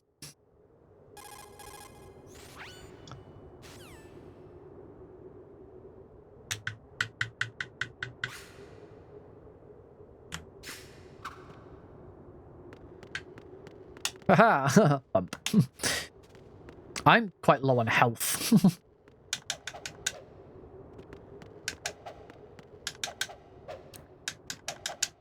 So yeah, I think that would be the other thing for me, would be finding a different category or a different style. Even if it's the HD collection, I don't know.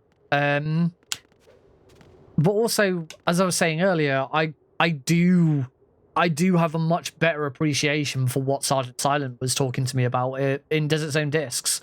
How the end of MGS2 is very slow. It is very drawn out. I've said this before. Normal MGS2 gameplay ends the moment you find Emma. The moment you hit triangle to start your first cutscene conversation with Emma, normal gameplay just ends.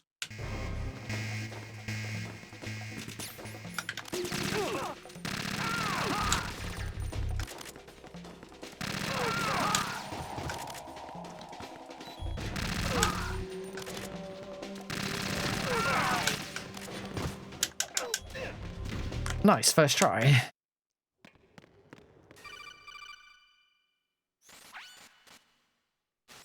Kind of gravitated towards the tags and stuff because it's getting no love. That's another one, I suppose. Dog. Don't push yourself.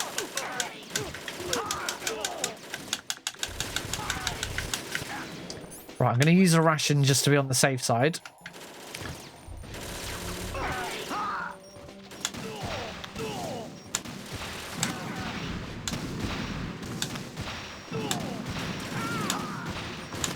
Coming out, you bugger.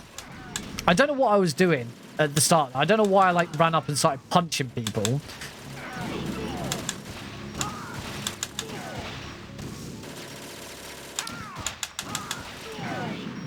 But this is alright. I'm doing okay here.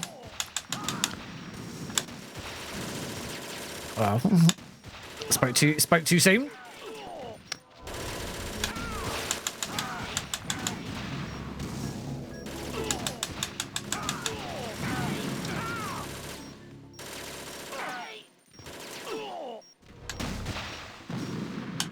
So yeah, like I say, maybe there is more opportunity for me to do something a bit different. You know, do dog tags or something else. I'm going to be jumping back onto dog tags on Twin Snake shortly because I'm showcasing dog tags very easy at Retrothon in a couple of weeks' time. I've got plenty of time. I just need to get back on it and give it another crack. I mean, I submitted very easy dog tags for SGDQ. Now, I do not expect if I got into SGDQ on Twin Snakes, I would be super fucking surprised because first, I'm not that good a Twin Snakes player. I held the world record for dog tags at one point merely because no one had really done it, and me doing it prompted, I think it was Blue Metal or it was either Blue Metal or Alien to actually have another crack at it. But also Blue Metal has submitted Twin Snakes Extreme, European Extreme. So there's no way they're going to pick me when they could pick Alien. When they could pick Blue Metal. One of the world record holders submitting Extreme. So if they did, I'd probably go back to them and say, do you know that Blue Metal has submitted this on European Extreme and he's the world record holder? Are you sure you don't want him instead?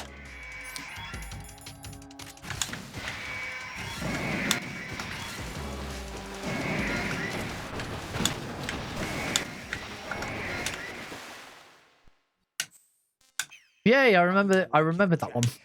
That was a good ray. AI is corrupted beyond repair. I admit that I underestimated. But on the same merit, I would be very surprised. I'm not the only person to have submitted Unmetal. Metal Glen Solid has also submitted Unmetal, and on the same merit, if they didn't pick me for a different game, if they didn't pick me at all, but did pick Glenn for Unmetal, I'd probably be like, why have you picked Glenn? Why have you not picked the world record holder in easy and hard? It's not him. And there's been plenty of drama around some of those decisions that have been made in the past. If you watch like Carl Jobs videos and stuff like that, he talks about some of the drama around, people who've cheated and spliced runs to make it look like they've got the world record so they can get into SGDQ. It's just like fucking crazy. It's just like, calm down.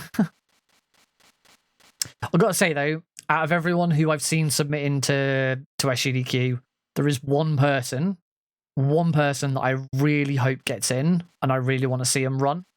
And that is Joseph Joslar. He absolutely deserves it.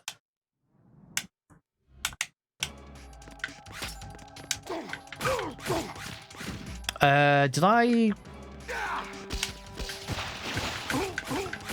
think I fucked that up because I punched him too early. But I'll find out in a second when I try and get out of the way here. Yeah, I did. Yeah, I think he has a chance on win back. Certainly, either win back or ground zeros. I'd love to see him get ground zeros in because Joe's ground zeros stealth no kills is fucking incredible. Like if I got back into ground zeros, that'd be the next thing I want to learn. It's just ground zero. That was nice. I got the shoulder. Can I get the shoulder again? No. Aw.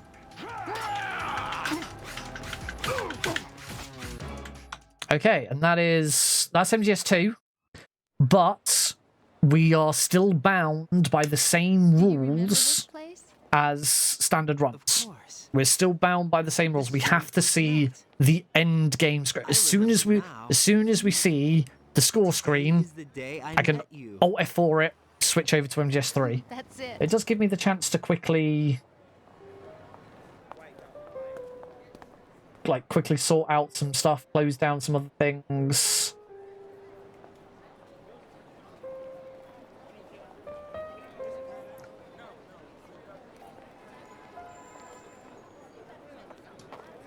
I think I found something to pass along to the future. What? The leaderboards are kind of crazy at the moment. Want their genes to In live what on. way? Are you talking about the baby? Yeah. The genes aren't the only thing you pass. There are too many things that aren't written into our DNA. It's only that open. It's only that open because that's MGS2. What kind of things? About the environment, our ideas. The top spots are way too fast. Poetry. Sorry about that. Sorrow, joy. We'll tell them everything together. Is that a proposal? This is for your ears. That's a good shout, actually. I will very much do that.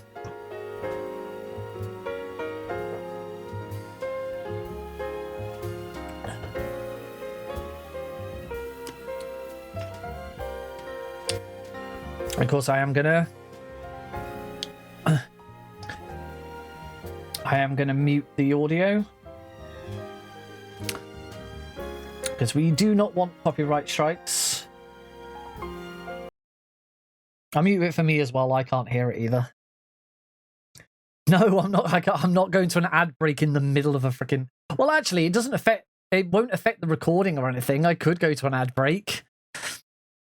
But there's not really much. There's not really much point. I'll go. I'm not gonna. I'll refund you. In fact, I'm just gonna refund it right now. Not going to an ad break. Go to an ad break. B-man. Reject. I've got so many. I got 31 requests. I always forget that every single request that you get, you are supposed to like mark as complete and shit. Cool. So we're almost ready for MGS3. I'm just gonna check to make sure that MGS3 is still prepped in the background and ready to go. It is. MGS3 is still there and ready to go. We're all good on that front.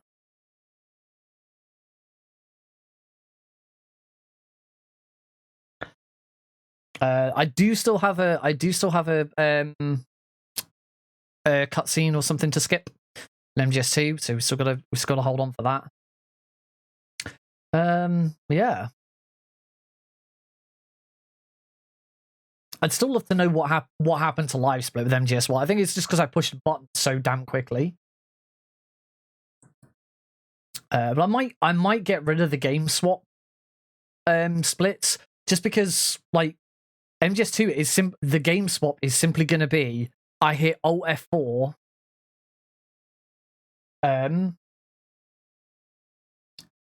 yeah, I hit Alt F4 and then it's ready.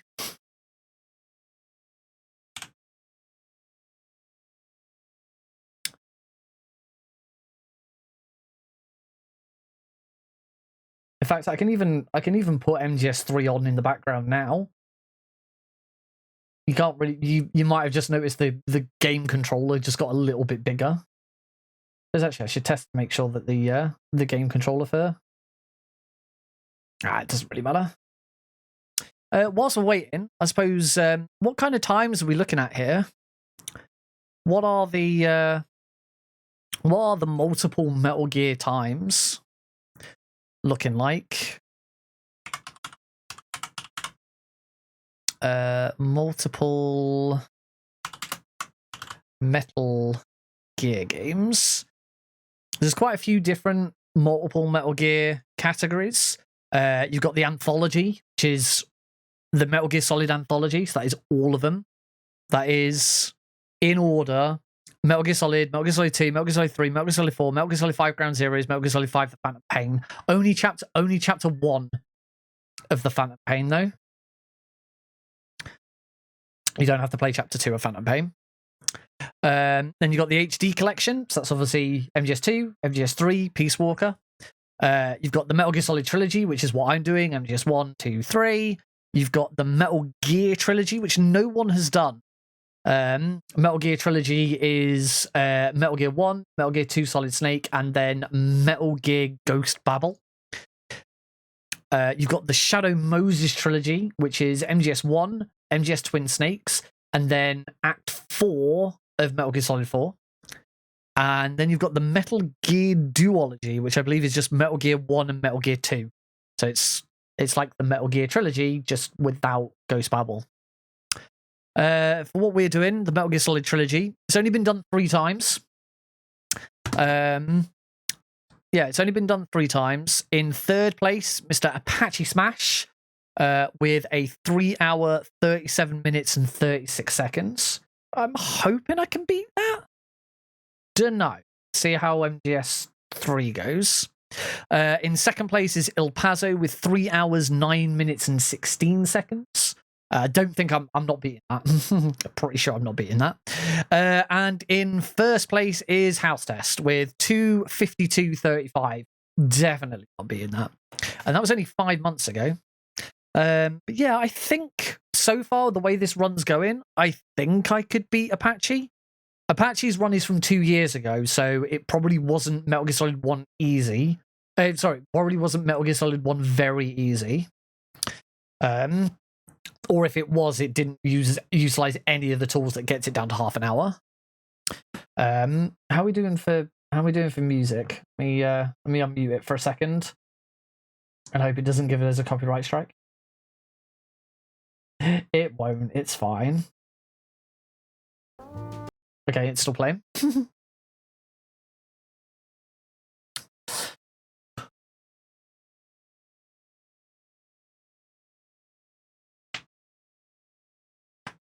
Oh. In fact, I think I can unmute. Let's say I think I can unmute MGS3 because I don't think it's going to make a difference. Oh, may have just disconnected my. Let me just make sure. I just want to check MGS3 is not picking up. It's not picking up.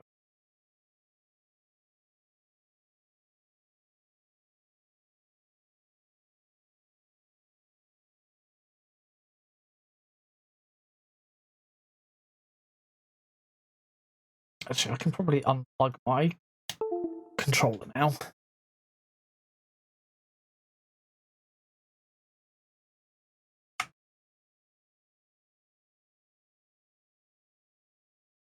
Oh no.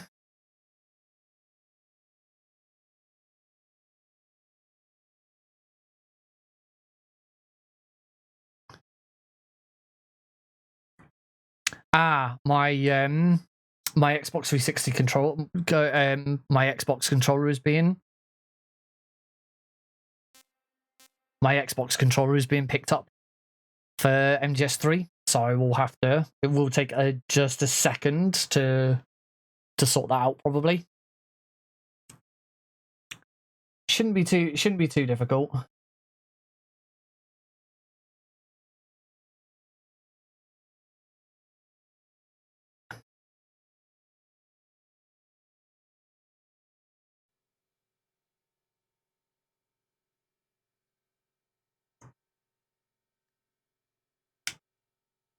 There it is, 1:12:17. Go, go, go. Unplug. Alt F4 MGS2. MGS3 is right there. Hit the button on that. Go.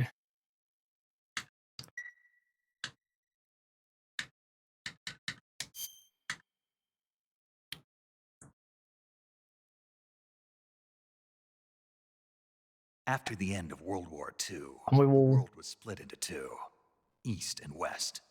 This marked the beginning of the era called the Cold War. And split. There we go. 145 to get started on MGS3. I will try and fix the fact that the controller is not being picked up properly.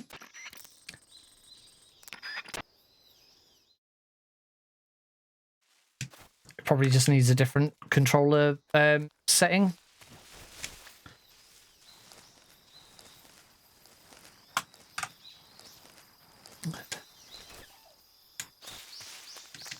Yep, there we go. Controller is now working. Cool. We're off. MGS3. Let's go.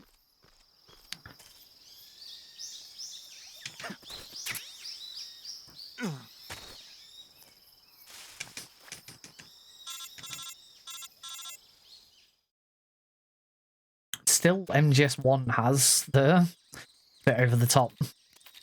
Very strange.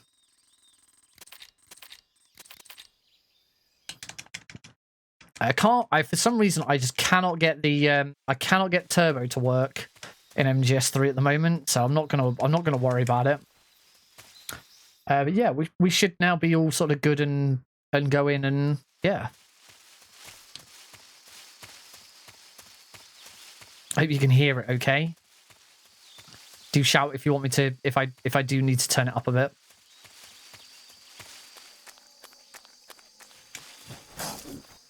All over that one.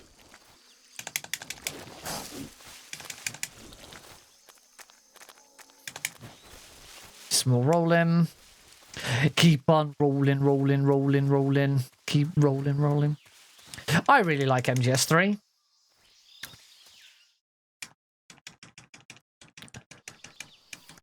MGS3 has the best story in the game, without a doubt. It's also got the best music.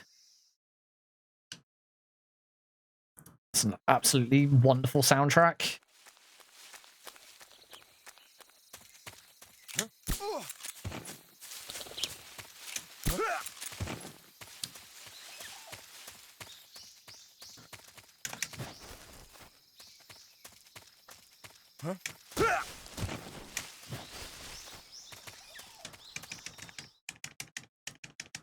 But it's also the one I played the least.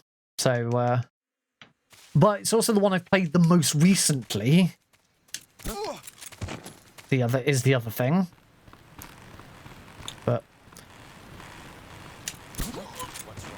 I do very much appreciate MGS3 quite a lot. It feels really nice to play.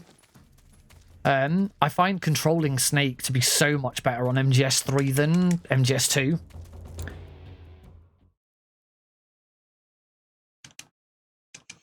The story makes sense. Not sure I'd agree there.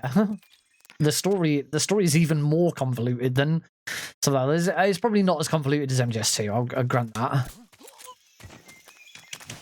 But certainly, it has the best control scheme. It feels so good to play as Snake. Just everything works really nicely.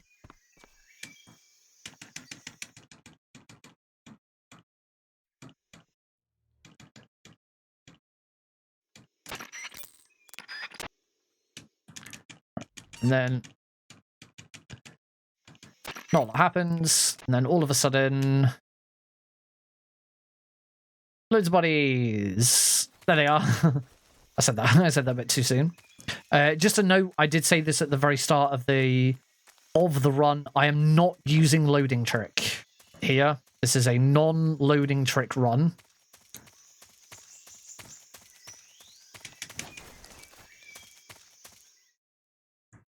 Flying segways. Kojima took a lot of liberties with the timeline. I mean, you think that's bad? Look at Sahelanthropus in MGS5. Like, that's fucking dope.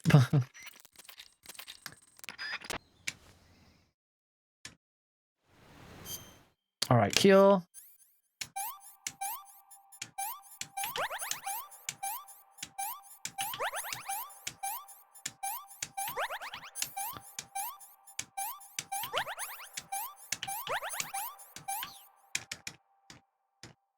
And it had an item rating. No, it's not weird. MGS5 is very, very different from the rest of the games in the series. Best suggestion for MGS5 is play Ground Zeroes. If you really like Ground Zeroes and just want more of it, then play Phantom Pain. If you don't really get on with Ground Zeroes, you'll hate Phantom Pain. I loved Phantom Pain, but that's partly because I was able to differentiate it. I was able to play it and go, okay, this is not like other Metal Gear games, but I can still appreciate it for what it is. Apache has one of the better ways of describing the games, is that MGS3 is what he calls the last in the series of arcade stealth. Like, you wouldn't describe Splinter Cell as arcade stealth because it's very slow, methodical. You know, same with the later Hitmans, but actually I think the earlier Hitmans, you certainly had a lot more freedom to just, you know, just freaking go for it. All right, easy gun. This is very easy after all.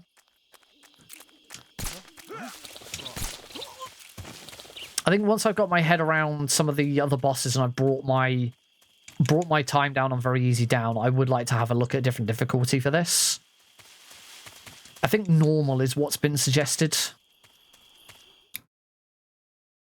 Yeah, MGS5 did become very repetitive. And Act 2 is a little all over the place as a result. There's a reason why the main speed run for MGS5 is just Chapter 1, because Chapter 2 is just all over the place.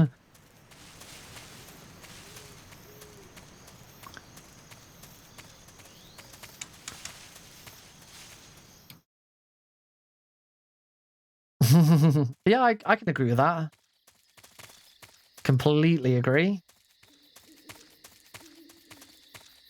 I think the Shagohod is one of the best examples of the use of technology. Is you definitely see how Metal Gear had took its influence from the Shagohod, but the Shagohod isn't a vastly that was silly. The Shagohod isn't like a vastly superior machine. It's obviously different. I think there's a save here, so I've got to be careful. Yep, there it is.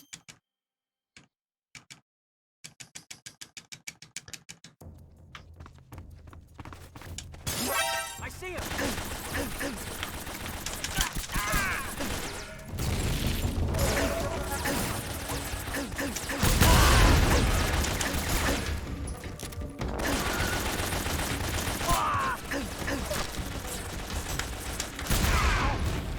Was that it? I think that was it. That was it. Not bad.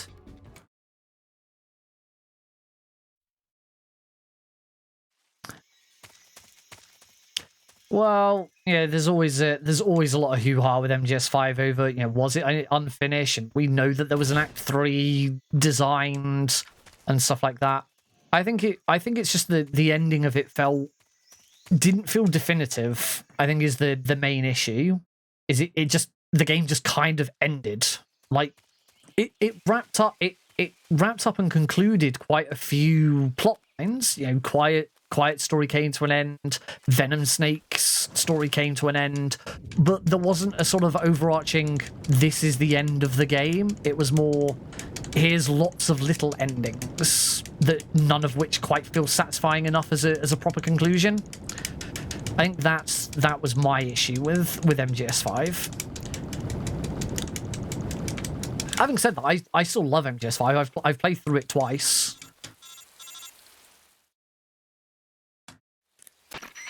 It is clearly very clunky and flawed.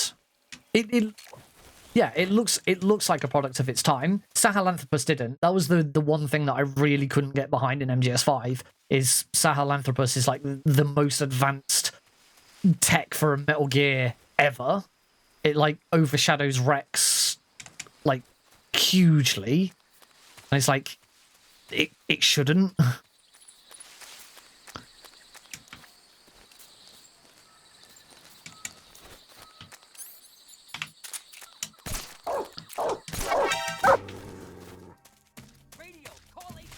Oh well. That's not a big issue.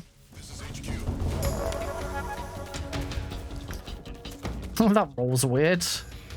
I don't know why it does that sometimes.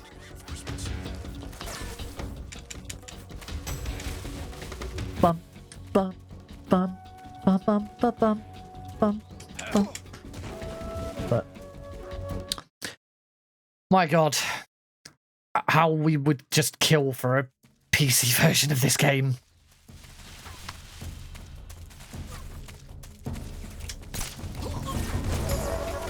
PC version of the game where, you know, minimal loads. On PC there just would be no loads. The game would load instantly. It would be amazing. Yeah, Peace Walker I have different issues with. I'm gonna focus on this first.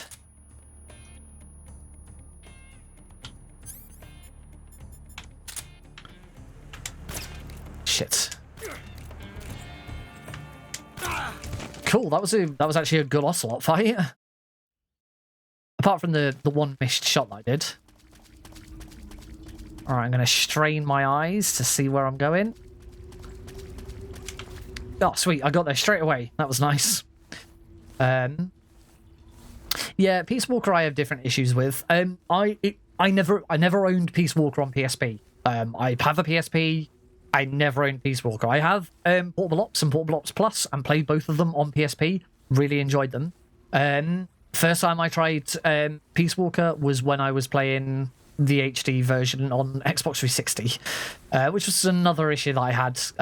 By the time I got the Metal Gear Solid HD collection on Xbox 360, I'd already become a PC gamer by that point, so I wasn't able to give it as much time and effort as I wanted to. And that was a problem. So I tried playing it and I really struggled to get into it. The first time I actually completed it fully was a couple of years ago when I did my full MGS3 full Metal Gear Saga stream. I did a casual playthrough of every game in every main series game, as well as Survive and Rising, because I gave people the choice to vote for them. And that was my first full playthrough of Peace Walker. Particularly at the end with the whole Zadornov has been captured bullshit. Right.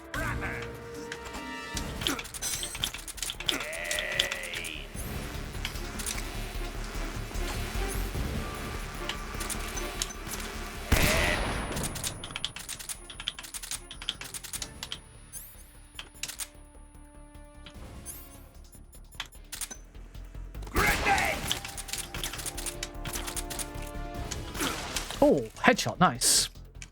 Yeah, the whole Zadornov section is just so dull, and it's like I didn't go and do the you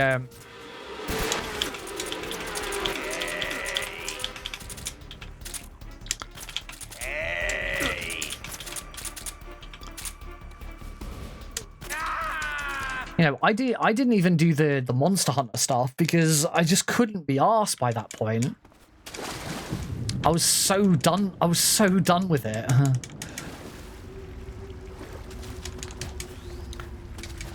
And every time when I did Peace Walker, when I did Survive, and a little bit with 5, I'd play the game off stream to try and like catch up and get to a suitable point. And I struggled with that with Peace Walker because the Zadornov section is so linear. Like, between streams, I went and did enough stuff so that Zadornov would appear the first time. And then the next stream was, I went and found Zadornov, and then I went and did, like, 5 missions until he appeared again. And then I did 5 more missions until he appeared again. And 5 more missions until he appeared again. And then And unfortunately, because that final stream took so freaking... Oh, shit. Because that final stream took so freaking long just to find Zadornov, right at the end of it, I got the Zeke fight, and I couldn't do it. It was so bloody tough. So the very following stream, I then did the Zeke fight, and then started Ground Zeroes. And that happened a few times, where like I would just do the last bit of a game and then start the next one, because the very end like kicked my ass. Hard to imagine it now, but MGS1 took me 2 streams. It took me 2 streams to complete MGS1. I didn't know how to speed. I didn't know how to speedrun it. Yeah, the bosses are not great in Peace Walker. I got out of the river way too early there.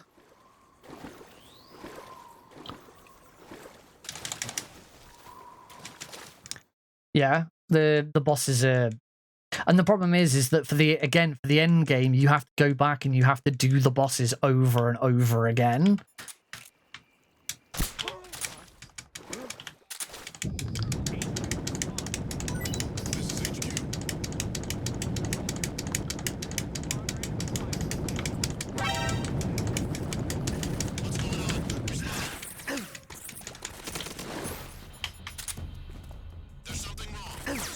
Nah, go away.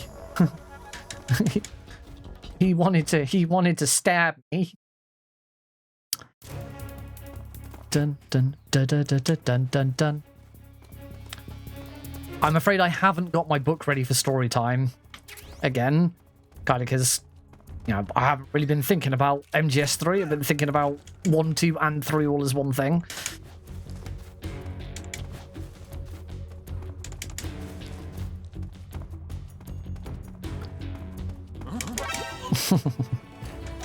Hey, El Paso. Don't worry. Your second place is safe. I find it very unlikely. I think I might beat Apache, but I don't think I beat your house. My MGS2 was not very good. It's really disappointing to realise you can get to certain bosses and literally have no way to beat them because you can't have enough ammo. Yeah. Yeah, I had to go back and like just to do the Zeke fight, I had to go back and like level up and do shit with my you know, rocket launchers and stuff like that so that like I'd have enough damage to defeat it. The thing with Peace Walker, oh, that was a really nice roll. The thing with Peace Walker and Portable Ops, which is why I don't think Portable Ops would work in a Portable Ops wouldn't work in an HD collection or something like that. Peace Walker was designed to be played. Oh, fuck's sake!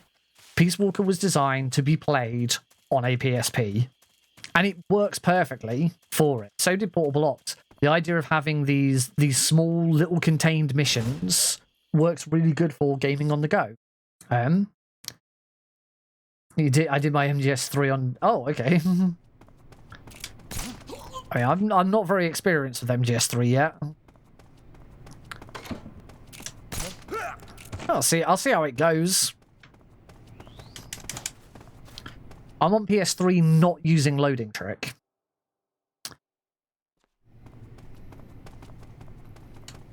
That would be something. I think if I was going to do this again, I'd probably try and incorporate loading trick.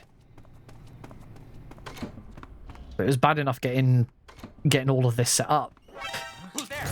Damn it. Was not thinking.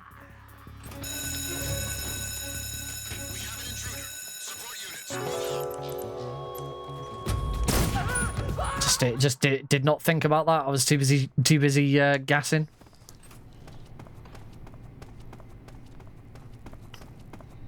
It's still a very good game, and as I say, I imagine I would have enjoyed it a lot more had I played it on the PSP. But because I didn't,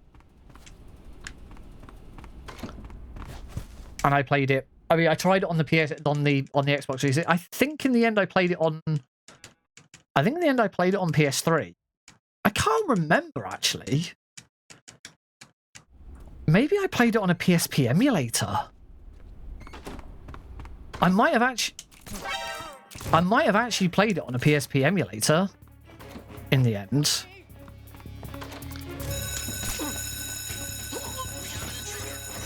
It doesn't matter that I've got an alert on the way out.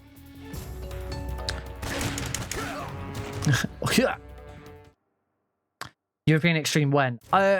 Soon, I think. I might give normal a go first. Because I think normal... Got him. That was cool. I understand normal might be the next best spot, but European Extreme is probably more likely because there's a lot more guidance for European Extreme. You know, the two difficulties that have been like properly mapped out for MGS3 are very easy and European Extreme. I like challenges. I think that's I've said about not enjoying MGS2. I don't think MGS2 is enough of a challenge for me.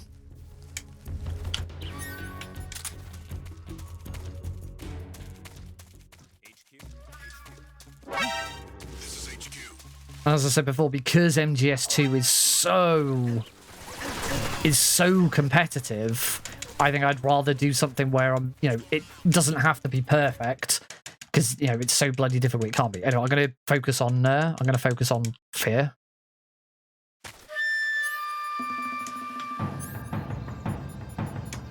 I hope I haven't messed that up. Okay, I'm good.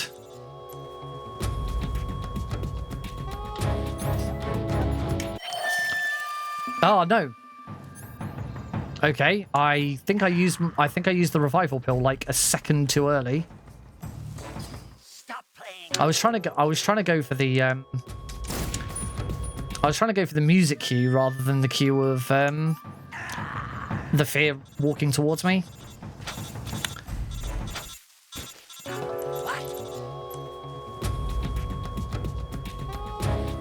There we go. Yeah, I was like a split second too early.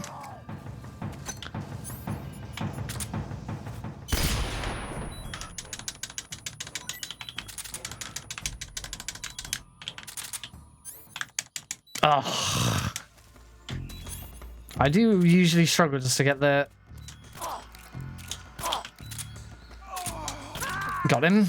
I do usually struggle to get the last shot on him. Luckily, it usually doesn't take too long to quickly fix.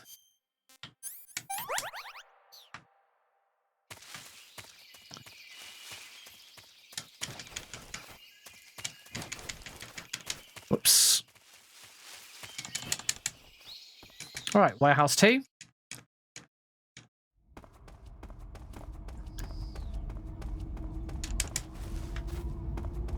Whoops. That was a bit awkward.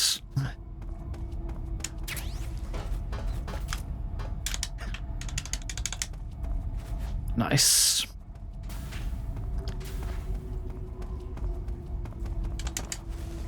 I'm assuming you use the Patriot for New Game Plus. Use the Patriot on New Game Plus for European Extreme. You don't need the Patriot on Very Easy. I hope not, because I've not been using it. Oh, whoops. That's better.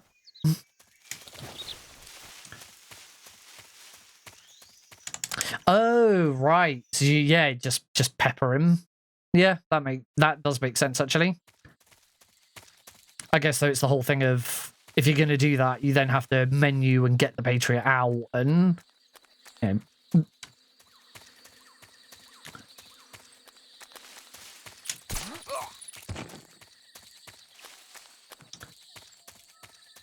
all right, we're coming up to the sniper boss. I'm not going to use his real name because it just gets confusing. And also, I don't just want to copy Apache's whole thing.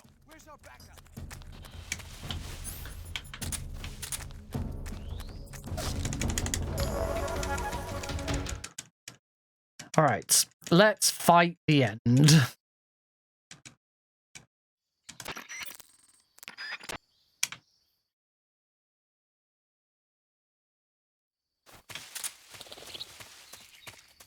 Try not to get shot. A couple of times recently I've done this and I've got shot by him early because my movement's been bad. There we go, I'm good.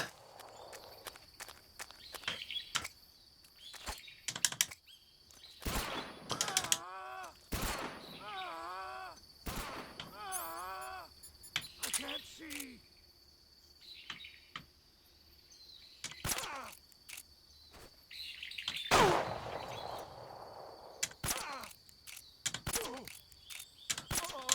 Nice. 3 shots at the end rather than 2 because I didn't get the headshots, but hey, at least I got the end done in one go. That's, you know,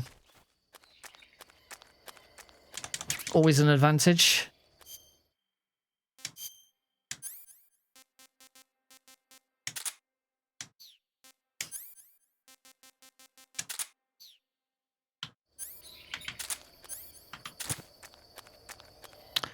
All right.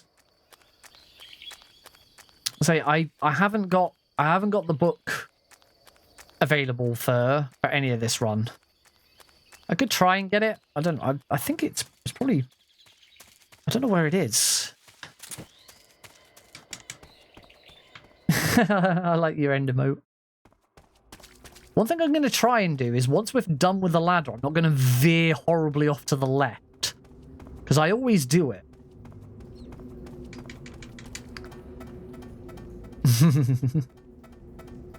No, the book is just here. The book is just here. I might be able to open it and read a passage. So this is something I've been doing. This is something I've been doing for MGS3 because there's a lot of downtime in MGS3. This book is called Metal Gear Solid: Hideo Kojima's magnum opus. It is written by Brasseau, Corsair, and El Canefa, and it's just a deep dive into. It's a deep dive into the Metal Gear series. It was my wife bought it for me for Christmas. I hadn't gotten around to reading it, so it's what I've been doing just sort of during the downtime of MGS3. Let's on to the section about Ghost Babel.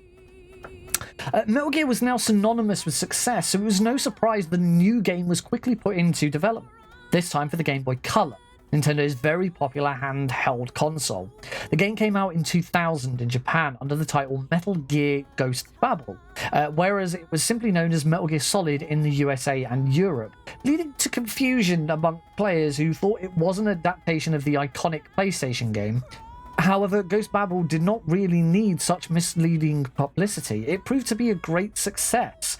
In its story, it could even be considered a true Metal Gear. Snake must once again fight a team of larger-than-life adversaries, the Black Chamber, through a dense, elaborate plot. The gameplay adopted the layout of Metal Gear 2 Solid Snake, while using some ideas from Metal Gear Solid, such as pressing against a wall or tapping on something to make a noise. Yet, even though it was based on Kojima's original story, there were some inconsistencies.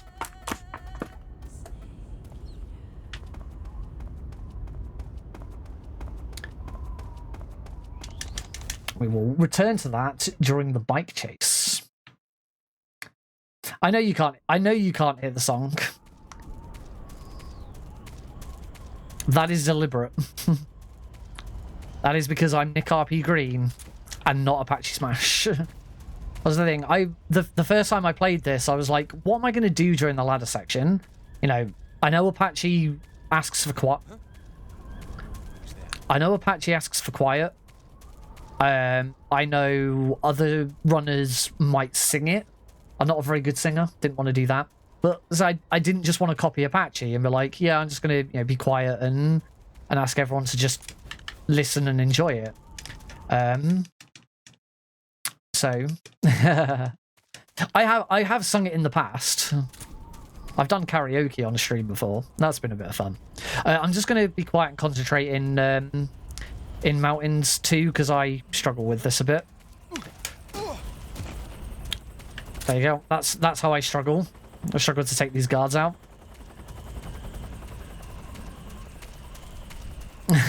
Hey, anyone can sing that. You don't need to be a good singer to sing the Boba Skip song. It's the principle of the thing.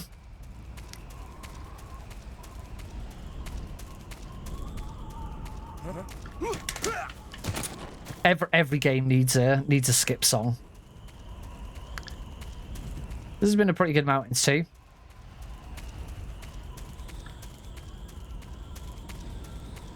Oh, apart from getting caught up on there. Get the RPG now.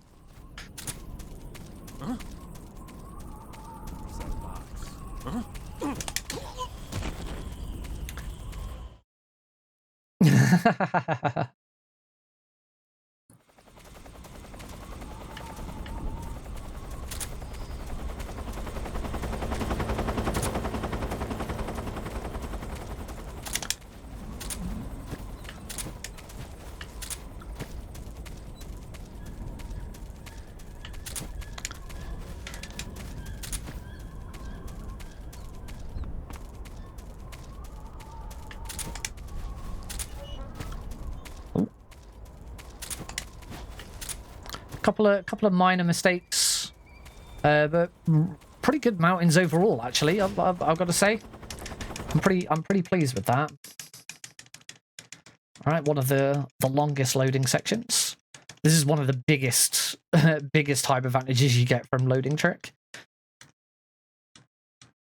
Unfortunately, loading trick doesn't solve the longest one, and that is after the waterfall. The load after the waterfall is pretty horrendous.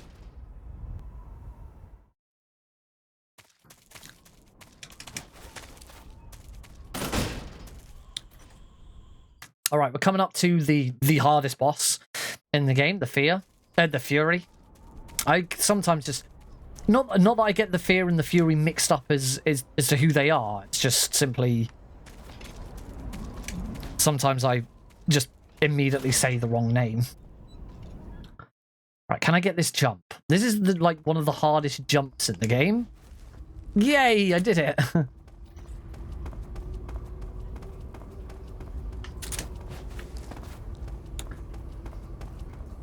All right, again, I'm going to be quiet to concentrate on the Fury. I don't think I've done a run yet where it's actually gone really well. My you know, shoot, reload skill is not quite there yet.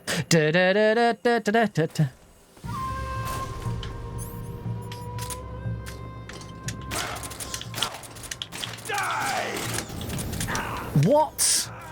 What? All right, we'll try that again. Are you ready for this?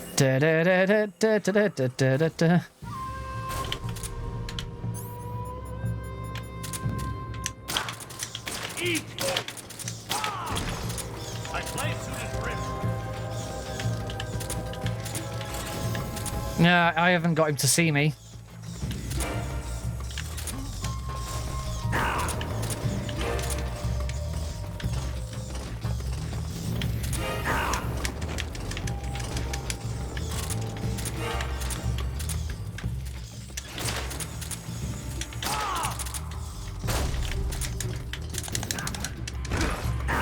Oh, I knocked him down.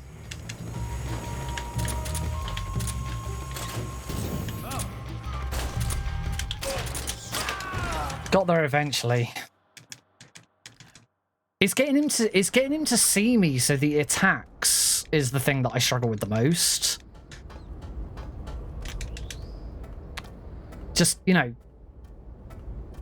getting him, you know, once you've knocked him down and he gets back up, it's either getting him to see me so he doesn't just fly away straight away, or he does see me and I get out of the way quick enough before he shoots me.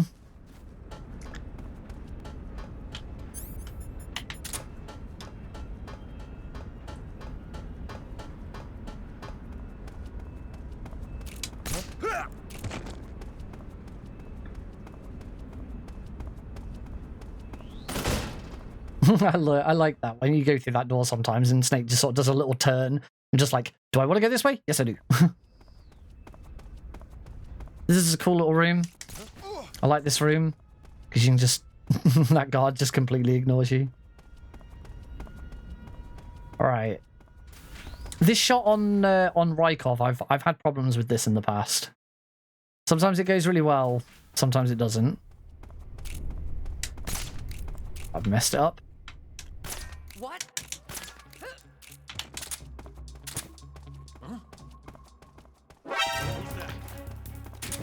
No. I don't know why I reached for the start menu there. No, I had a period of time where I was getting this shock every time. What?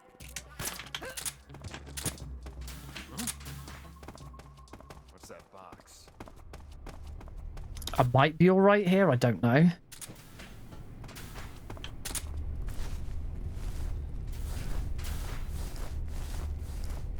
Just my imagination.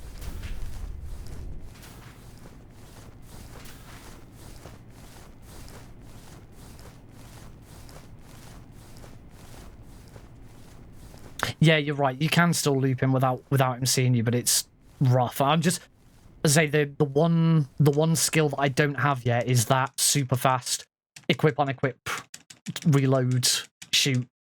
You know, I'm not that good at that bit yet.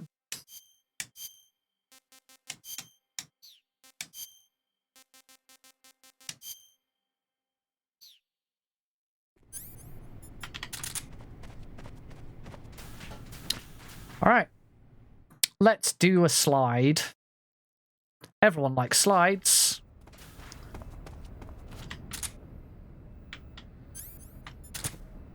I don't think I'm quite far enough over.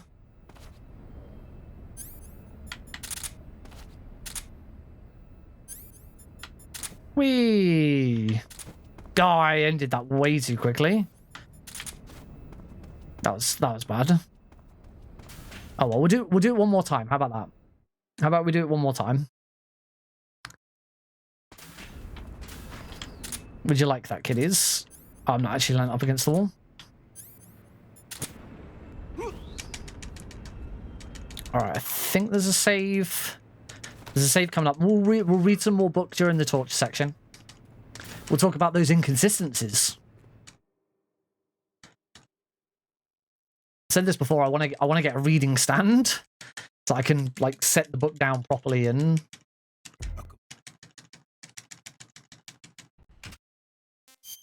I do need to have a look at fixing the the turbo. Don't know why it's still not working. I had it working at one point. All right.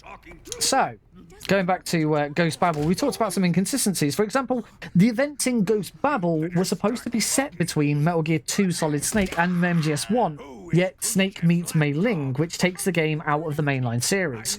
Like Snake's Revenge, it would not be considered in the official chronology. Nevertheless, the game did show innovation by offering a multiplayer battle option. This was the first MGS that was not directly produced by Kojima. Incidentally, the Metal Gear appearing in this game was based on the sketches of Shinkawa that were discarded for the first MGS. Metal Gear Solid 2 Sons of Liberty. Now that MGS1 had been distributed throughout the world, Kojima contemplated tackling an entirely new project. He had not really envisaged making a sequel to his Metal Gear Solid. However, the craze around his latest game led everyone, even Konami, to question him on a possible MGS2. The demand from players became increasingly insistent that Kojima now understood he could not escape his destiny, as he put it. So, at the end of 1998, he started laying the groundwork, putting some ideas to paper, and alongside Shinkawa. The pair's work continued for many months. A first draft of the plot emerged. In it, Ocelot had sold the blueprints of the Metal Gear on the black market to every country had by then the capabilities of creating their own machine of death. Iraq had allegedly constructed its own model. The UN sent an investigative team to determine whether there was any truth behind this rumor, but Iraq refused to allow them into the country. An aircraft carrier was consequently dispatched to try to resolve the country. Who is helping you? To try to resolve the problem. On board was a Metal Gear. Liquid Snake, the villain in MGS1 and Solid Snake's twin, took advantage of the situation and attacked the vessel. However, due to the uncanny similarities with events, never mind, we'll come back to that because we're back on the game.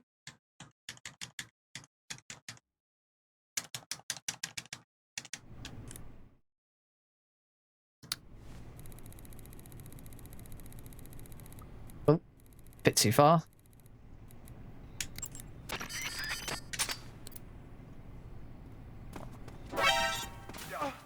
You language. Well, we've got say hi, Johnny. At least well, one doesn't say we need to shut up. It's true.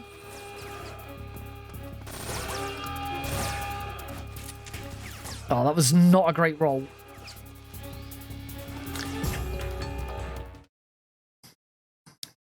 He doesn't tell us to shut up. He just calls us a bastard. Which is arguably worse.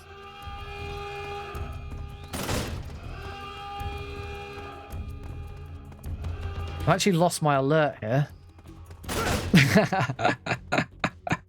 I love doors. Doors in this game are so good. So I shouldn't need to roll here because the dog shouldn't be here. It's only when we've got an alert that we have to worry about a dog attacking us from the right. Instead, the dog's ahead of us, so we do have to roll through it. Sorry, doggo. Nice thing about our metal, it's got dogs in it. You don't hurt them. Right, cross the graduate sewers.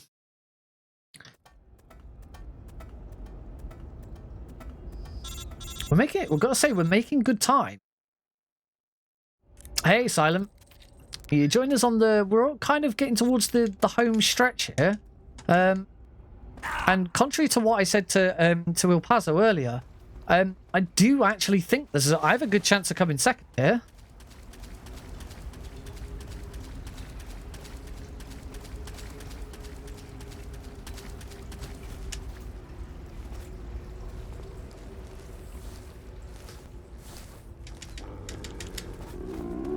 This has not been quite the disaster I thought it had been. MGS2 was really bad, because I am a bad MGS2 player.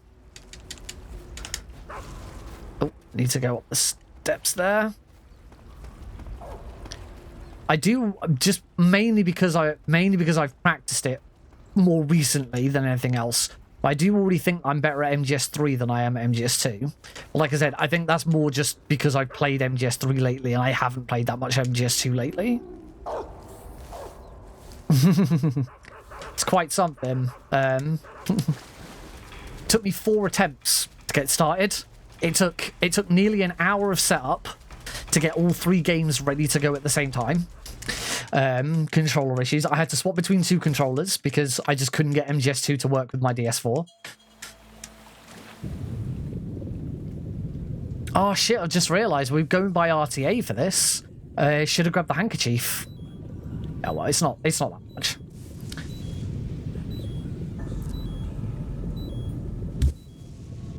But then, because it was MGS1 PC very easy, I had loading trick.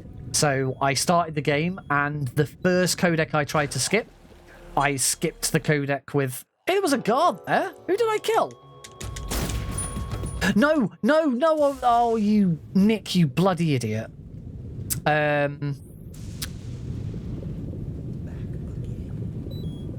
Yeah, there was a guard. I don't recall killing a guard. Not one of those guards. Kill the Ocelot unit.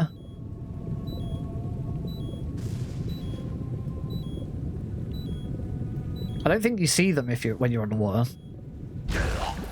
Yeah, there he is. Alright. There we go. Let's revive this time. Wakey, wakey.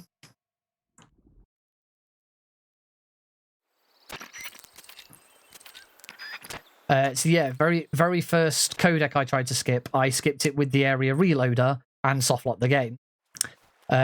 Second run, I just wasn't concentrating properly and died at helipad.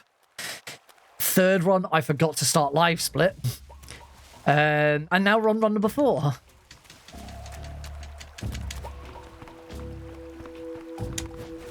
No! Oh. I've always wanted to do that jump, but not quite like that, and obviously not messing it up. I talked a minute ago about that I might actually be able to cinch second place, and now I'm just ruining all of my opportunities.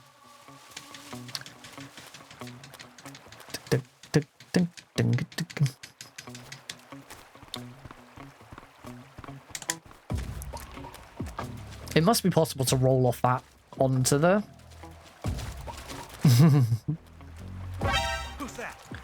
I remember being stuck at... I remember being stuck at the Sorrow, and it wasn't my first playthrough. I remember having real trouble with the Sorrow on like a second playthrough, and just like, I can't remember what I did. How long in MGS3 normally? What, for a speed run or a casual playthrough? Because a casual playthrough, you're probably looking at 3 hours, 4 hours. Speedrun, the speedrun world record for very easy, I think, is something like 1:15, somewhere between 1:10, 1:15. My speedrun, I do actually have a submission for MGS3. There was no YouTube at the time. I think how old this game is. Yeah, it's coming up to its 20th anniversary. I fucking loved this game on release. I played so much of it. Metal Gear Solid 3 Subsistence was the first game I ever pre-ordered. Oh, no, not camouflage. We don't need the cigar. We need cardboard box B. And that's it. We need the easy gun. We don't need that. We do need that. We need that. We need stun grenades. We need C3. Yeah, Subsistence was the first game I ever pre-ordered. And that was partly because I broke my copy of MGS3. The disc like got shot. And it just wouldn't load. So I pre-ordered Subsistence so that I would get it. And that was the first game I ever pre-ordered. The second game I ever pre-ordered was MGS4.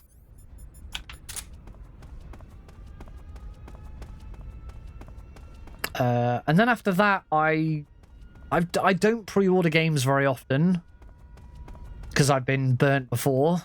Pre-ordered Borderlands 2. I think I pre-ordered Borderlands 3 as well. Pre-ordered Arkham Knight. That was the one that was the disappointing one that I really wish I hadn't pre-ordered, because Arkham Knight had all sorts of problems on PC.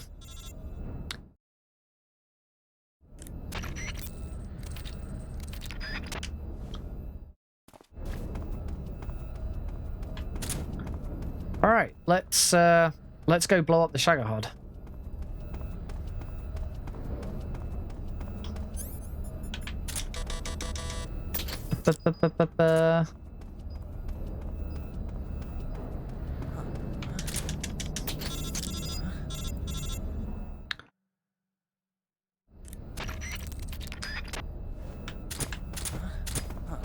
Oh, that was bloody close.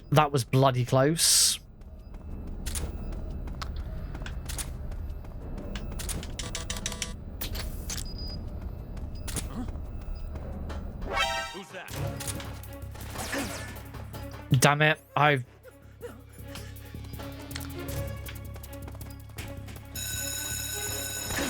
just gonna have to...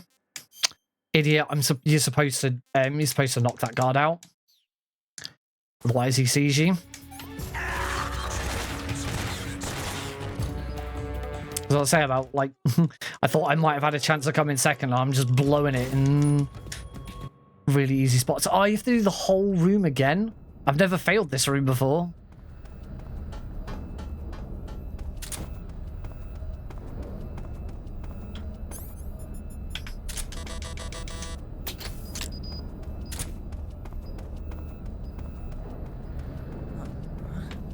That's not true. I've failed by getting spotted by that engineer or mechanic.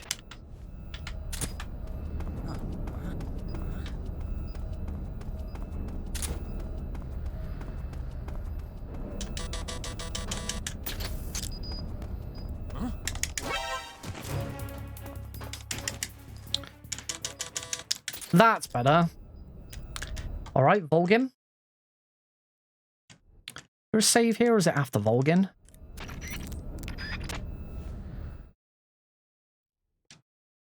It's before Volgin. All right, let's fight Volgin. I like the Volgin fight. Nice and easy.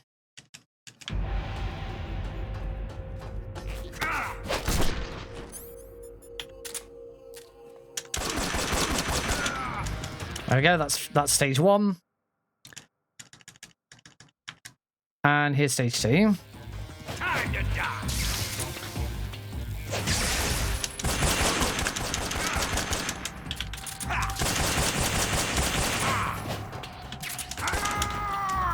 Okay, I made a little bit of a mess of that. I missed some shots, but at least I got around him and finished it off. All right, we ready for some more book? I am actually gonna. What I've been doing lately is because I've been struggling to get all of the damage done to the Shagohods.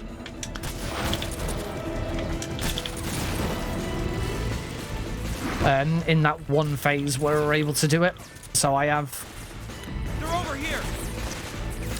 I have still been fighting the Shagohod in this section. It slows the game down a little bit because of the lag, but.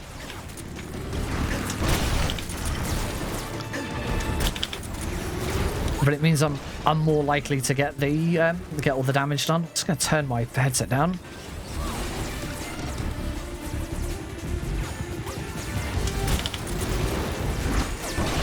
I mean, it'd help if I'd actually landed a shot on it, yeah? There we go.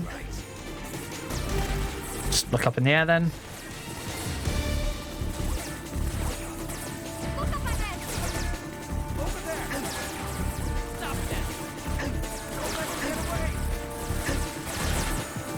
I think it's this next section where you can actually get some shots off on the Shagohod.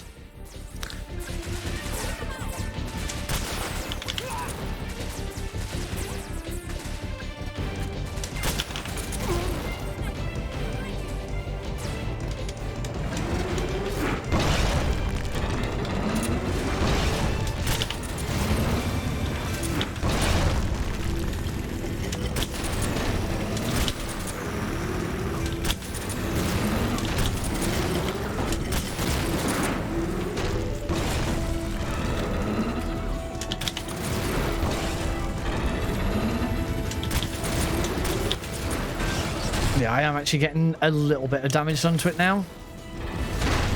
Not a lot. But every little bit I do now does just make, you know, that big long runway section just a little bit easier. Alright, now we go into the second section of the bike chase where I do actually have stuff to do. After a brief little fight with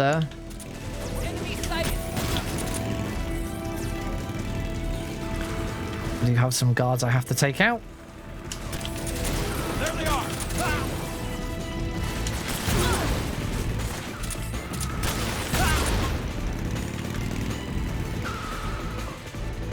As long as that's good, as long as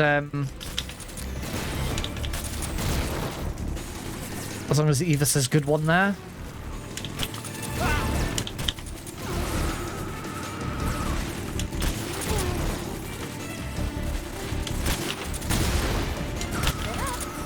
Yep, and she said keep it up. I think that's also indicates that I'm moving on. Okay, look up in the air. I could stop and read the book now, but it's not really worth it. It's not long enough. By the time I get the book out, it'll be time to put it away. I read through the book through the second half of the second bike chase.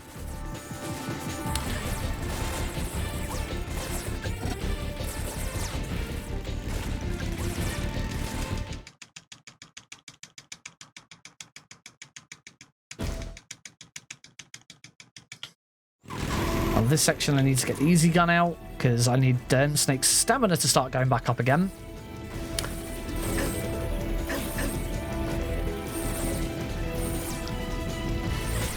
We don't do anything here. There's going to be a cutscene where we, like, the Shagahod smashes into the wig that we were going for.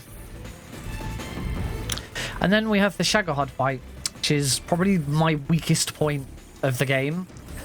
I still haven't quite got my head around, and it's very, very tight shots that have to be made.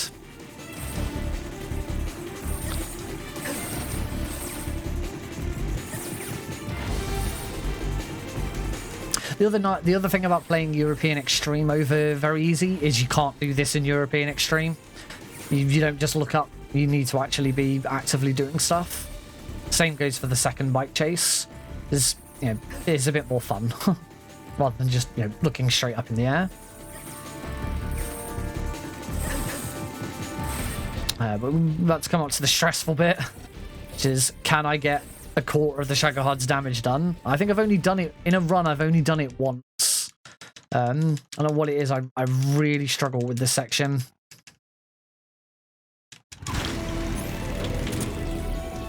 So we're just going to look up in the air until we hear the guard get trampled.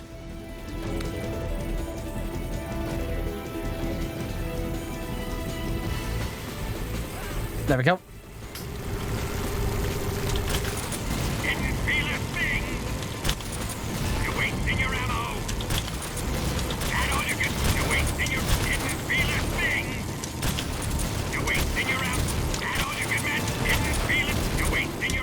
No, he slowed down. That was going so well as well.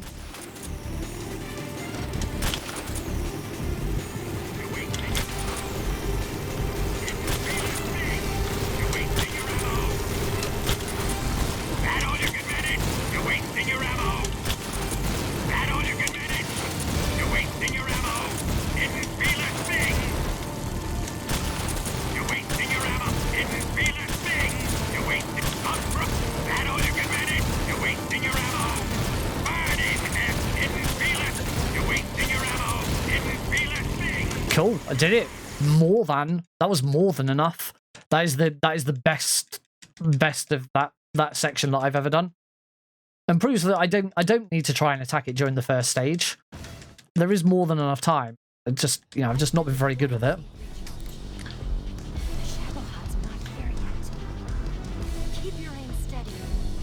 Just gotta wait.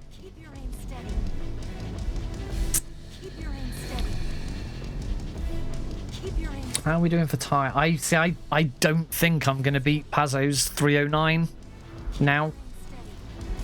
There's still quite a lot to go. I suppose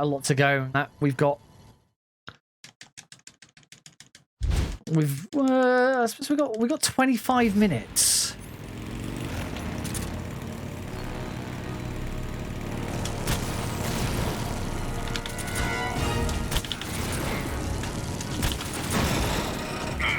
Not a good start at all. Oh, I got it.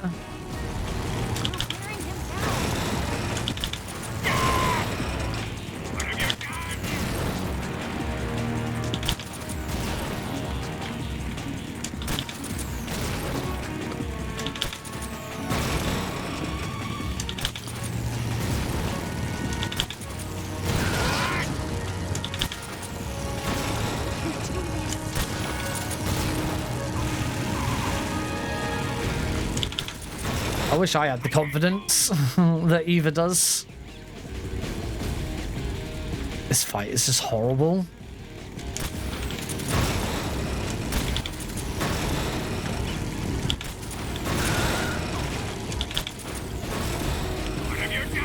No, Eva, don't turn around. Where am I aiming? What?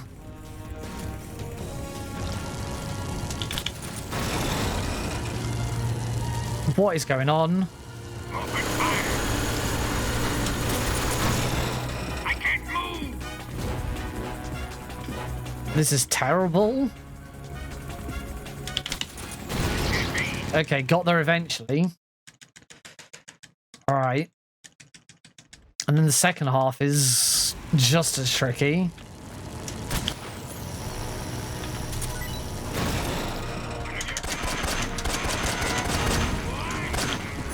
Oh no, I didn't swap.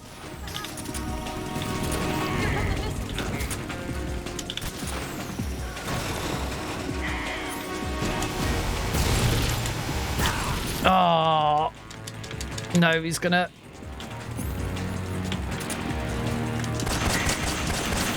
No. You're wasting your ammo.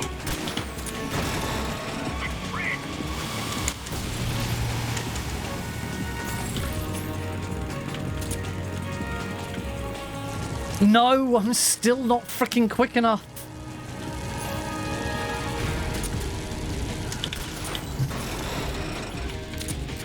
I can't move. You're wasting your ammo. I can't fucking do it. I hate this boss so much.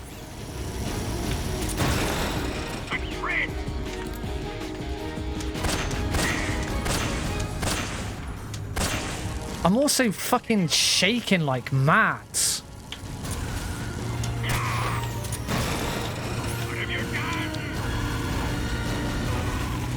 Eva, don't you...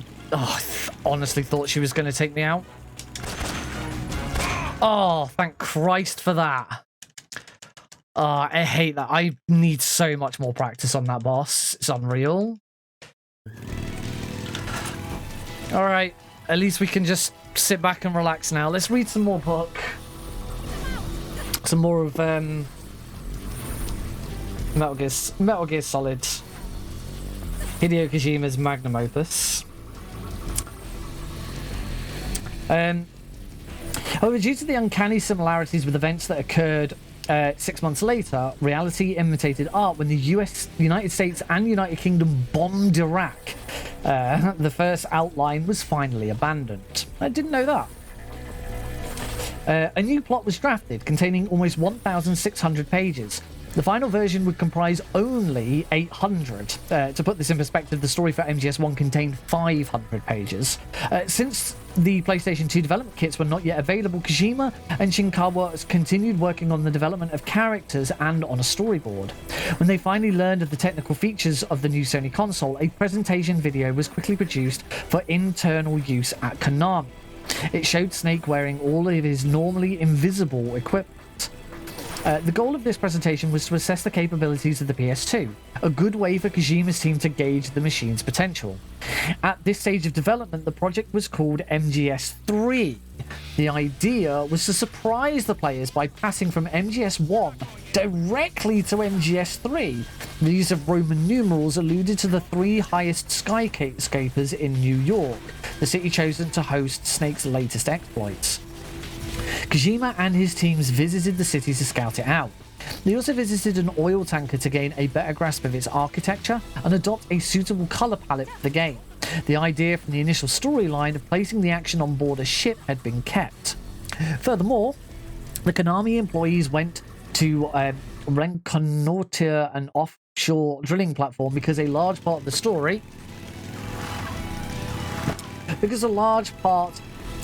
story would take place in a similar location, what would become Big Shell in the game. The split between the events on board the oil tanker and those at Big Shell were already well advanced. Kojima had firstly intended the game to take place on the tanker before he realised that it would have been too quickly explored. The same was the case for the part occurring at Big Shell, so the decision was made to have the two events as successive episodes. The tanker story would nevertheless be revealed only to those players who stated at the beginning that they had already played MGS1. Hey Deagle, yeah, we are right at the end of the run. In May 2000, Kojima's team presented a promotional video at E3, Electronic Entertainment Expo, the annual video games exposition held in Los Angeles. For this very Hollywood-style presentation, Kojima even called on the composer Harry Gregson Williams to write some of the soundtrack, in particular a reworking of the series' main theme. The reaction from the public and journalists exceeded all expectations of Kojima and Konami. Incidentally, the project abandoned the name MGS3 and adopted Metal Gear Solid 2: Sons of Liberty. From this point, the pressure on the designers increased considerably. Kojima cut all ties with the press so as to be able to concentrate solely on his work. The team grew to the initial 30 employees. A further 40 new members were added by the end of production. Just bear with me a sec. And carry on. Oh, no, not like that.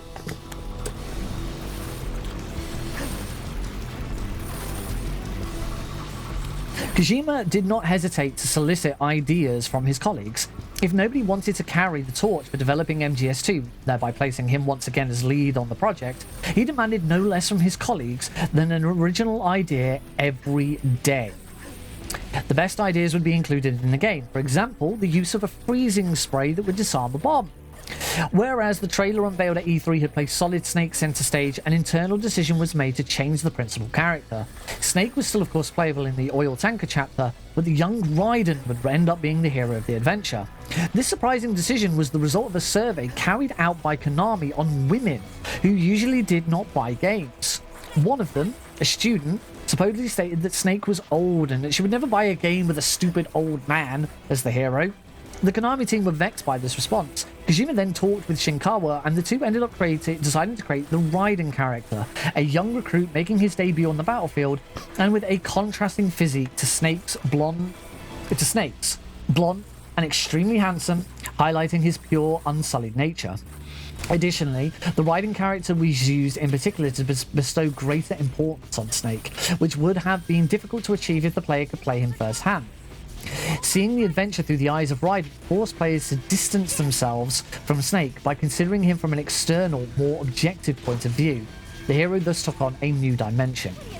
In relation to the rest of the game, numerous modifications were made. Kojima, for example, wanted a vampire in the storyline called Vamp. Vamp was to be a woman until the female character of Fortune was created. That is why that character exists. I was going to say, I already know a lot of this stuff, but certainly for I Type Slow, I imagine this is all quite eye-opening. Yeah? Let me have some more.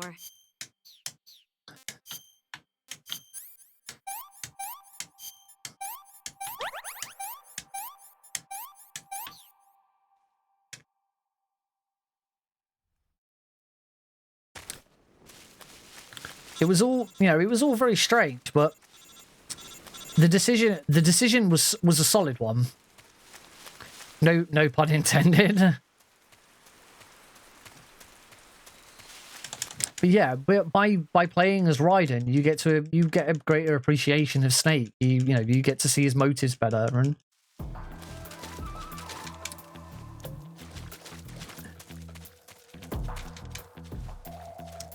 yeah, I don't quite get there. I don't want to play as an old man. Like, freaking hell. How many of those women then really struggled with MGS4?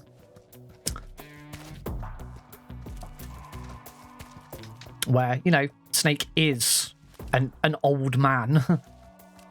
Well, I say that. He's in his late 40s. By MGS4, I think. But, he looks like a 70, 80-year-old because of accelerated de-aging.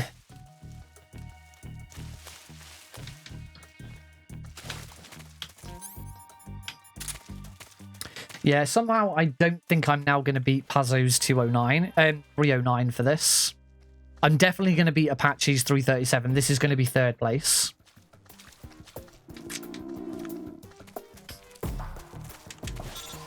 Well, you say that, they were designing a game. They specifically asked these women because they were designing a new game.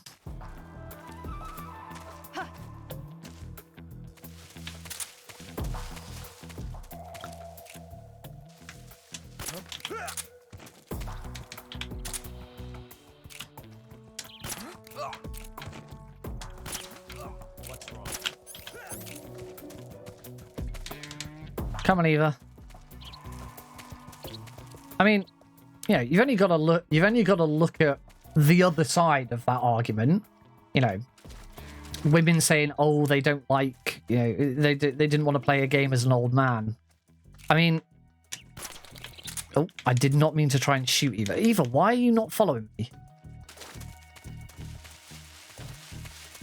You know, on the other hand, what do the boys get? The boys get that. Apparently you can't aim at Eva, otherwise she will just stop.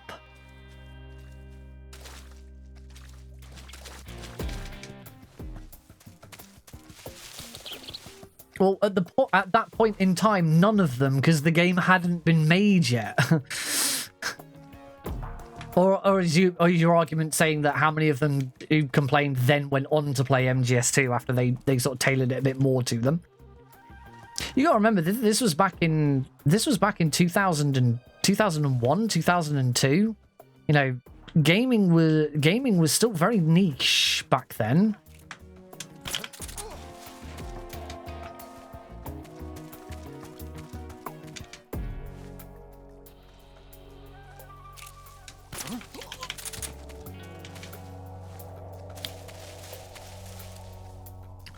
I mean, really, it's even so. It's only in the last couple of years, particularly with COVID, that gaming has really come out of being so niche. I'm so hungry. I don't care either.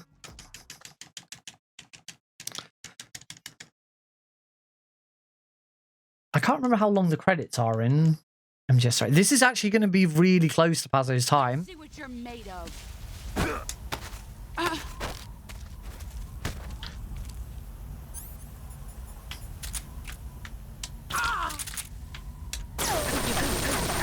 Oh.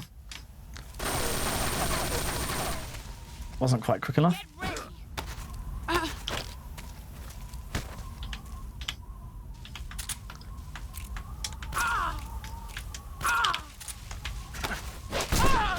Excellent, Jack.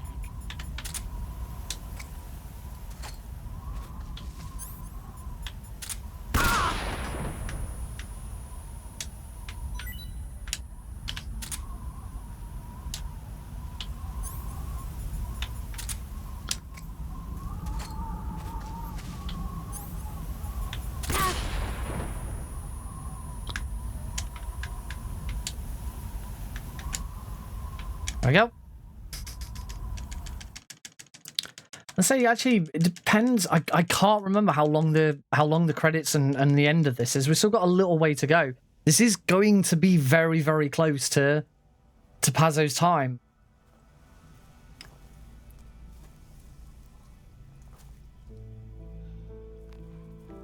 Now me. Take this. Yeah, RPGs is another one. You've like, you know, a few years ago, five years ago, you know, Dungeons and Dragons and Pathfinder and tabletop role playing was all very much a niche. You thought of it as, you know, middle-aged or teenagers in their basements playing it, and you know, it was not mainstream at all. But now, particularly again because of COVID, you know, it was a way for people to enjoy time, because you know, tabletop role-playing games are incredibly accessible online. I've only ever played RPGs online. And so, you know, it opened up that to everyone. And you've only also got to look at things like Critical Role. Critical Role really did sort of bring it to a new forefront and made it very entertaining, and more people have given it a go as a result, and that's only a good thing. I've only ever done like some one shots. I struggle to keep my attention with them.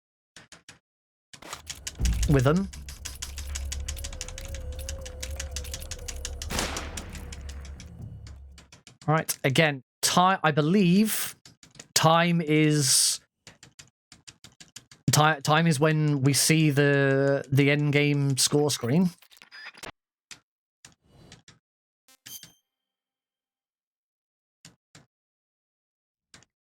I'm gonna have to mute the credits.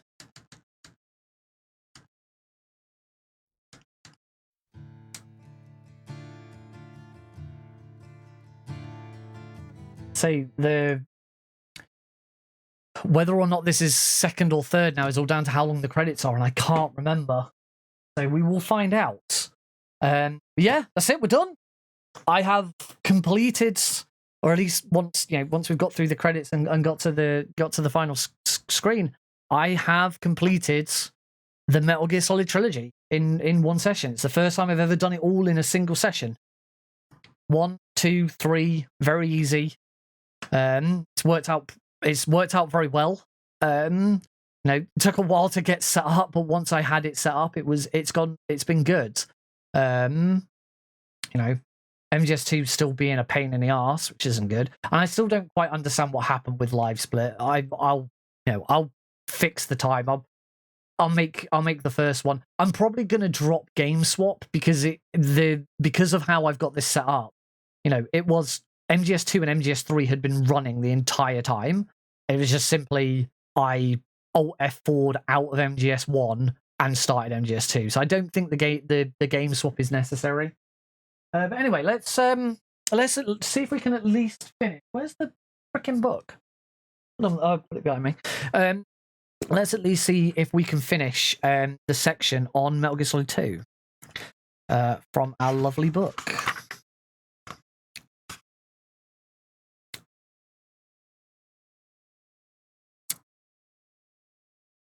So we're talking about Vamp, and until the female character of Fortune was created, Vamp was going to be female.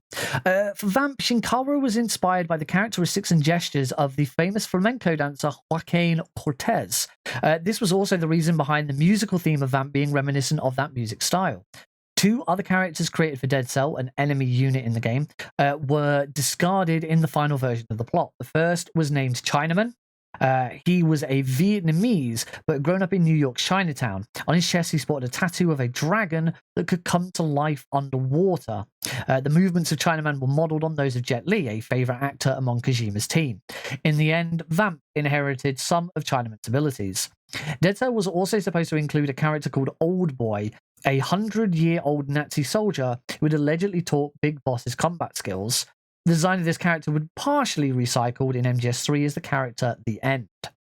MGS2 was finally released in November 2001, the year of the snake in the Chinese calendar, after a development process that had lasted 3 years and cost an estimated total of $10 million. The attacks on September 11, 2001 and the destruction of the World Trade Center forced the team at Konami to cut out part of these from the cinematic final scene set in New York, in which the Twin Towers had been clearly visible. Kojima announced that this was his final MGS, and any sequel would be left to his team. This is one thing that we keep talking about whenever we see these rumors, or anyone always talks about. Kojima, if you're gonna make another Metal Gear, it's got to be with Kojima. Kojima's got to do it. Give it back to Kojima. Let Kojima Productions buy the IP. No, it is clear. It has always been clear that even since before MGS2, he wasn't even going to do it. Even before MGS2, Kojima was interested in moving on and passing it on. The fact that he got to 5 is, incredible, quite frankly. There are some asides. During the development of MGS2, Kojima considered installing a system that would oblige the player to repurchase a version of the game at every game over. Upon dying, the game would be locked and prevent the start of a new game. Even though Kojima envisaged a relatively low sale price, this unusual idea was finally mothballed for obvious reasons. I did not know that. That's amazing. I did not know that was a gameplay mechanic that they once considered. In MGS2, the dialogue between Rose and Raiden, where the young woman asks the hero if there is anything special about the next day, was taken from a similar experience of Hideo Kojima, where his wife was trying to remind him of the date of their anniversary. And the majority of names for the characters and Metal Gear models originated from the names of fighter planes or military weapons. In perusing the code names given by the Allies or Japanese to the Japanese planes involved in World War II, familiar monikers appear such as Gecko, Irving, Zeke, and even Raiden. Japanese codename, the designation given by the Allies, was Jack, the actual first name of the character in the game. As for seaplanes, one name is recognizable, Rex. Keep going. Keep going. I think we might be getting towards the end. Yeah, we'll I'll hold off now because we're getting very close to the end. I'm really not sure. I'm really not sure whether this is going to be second or third. We still have the rest of this song. We've got. I think I'm just going to clinch it. Next up is Metal Gear Solid 3 Snake Eater. And there's a section on Portable Ops, Guns to the Patriots, Peace Walker, Metal Gear Solid 5. And that's split into Ground Zeroes and The Phantom Pain. Those go on for a bit. The End of an Era. Shot Across the Bow. Talk about Rising. Chapter 3 is pretty long. It goes on for quite a bit after goes on quite a bit after MGS5.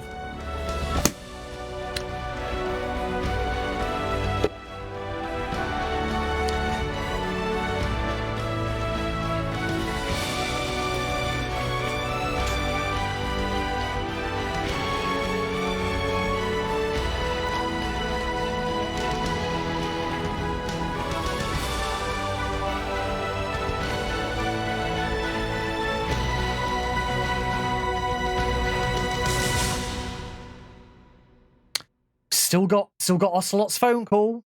Il Pazo's time is 3 hours, 9 minutes, and 16 seconds. Wiped out without a trace. I understand, sir, but they were. So we are coming up to a minute. Yes, and this conversation is quite long.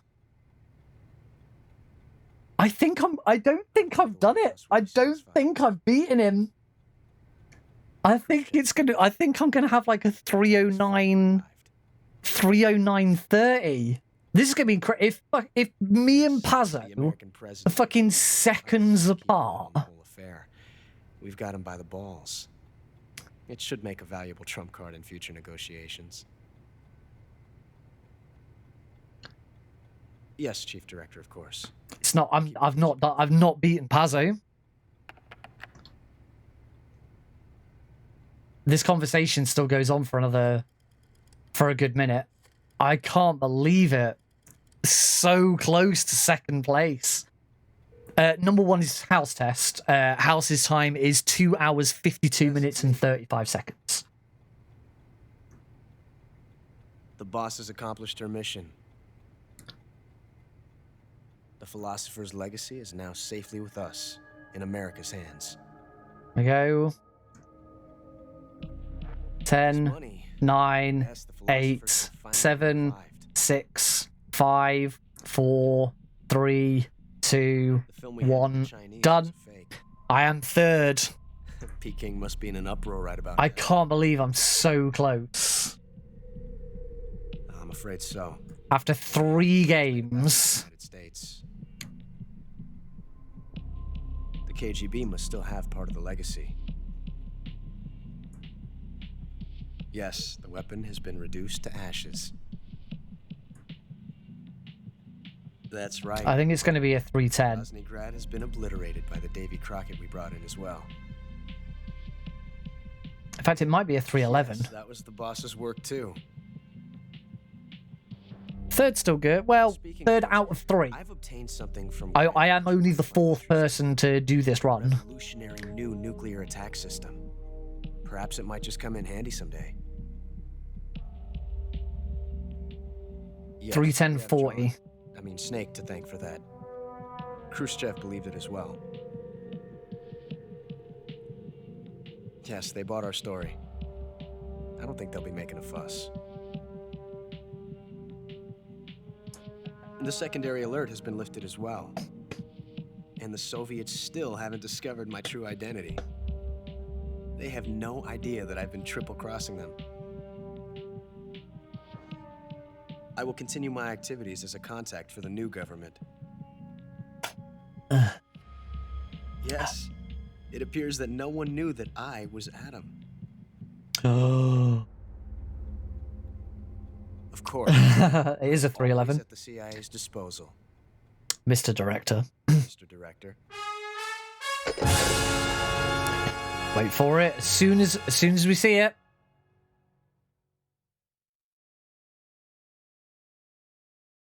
Time. 3:11:12. Just under 2 minutes behind Pazzo. Cool.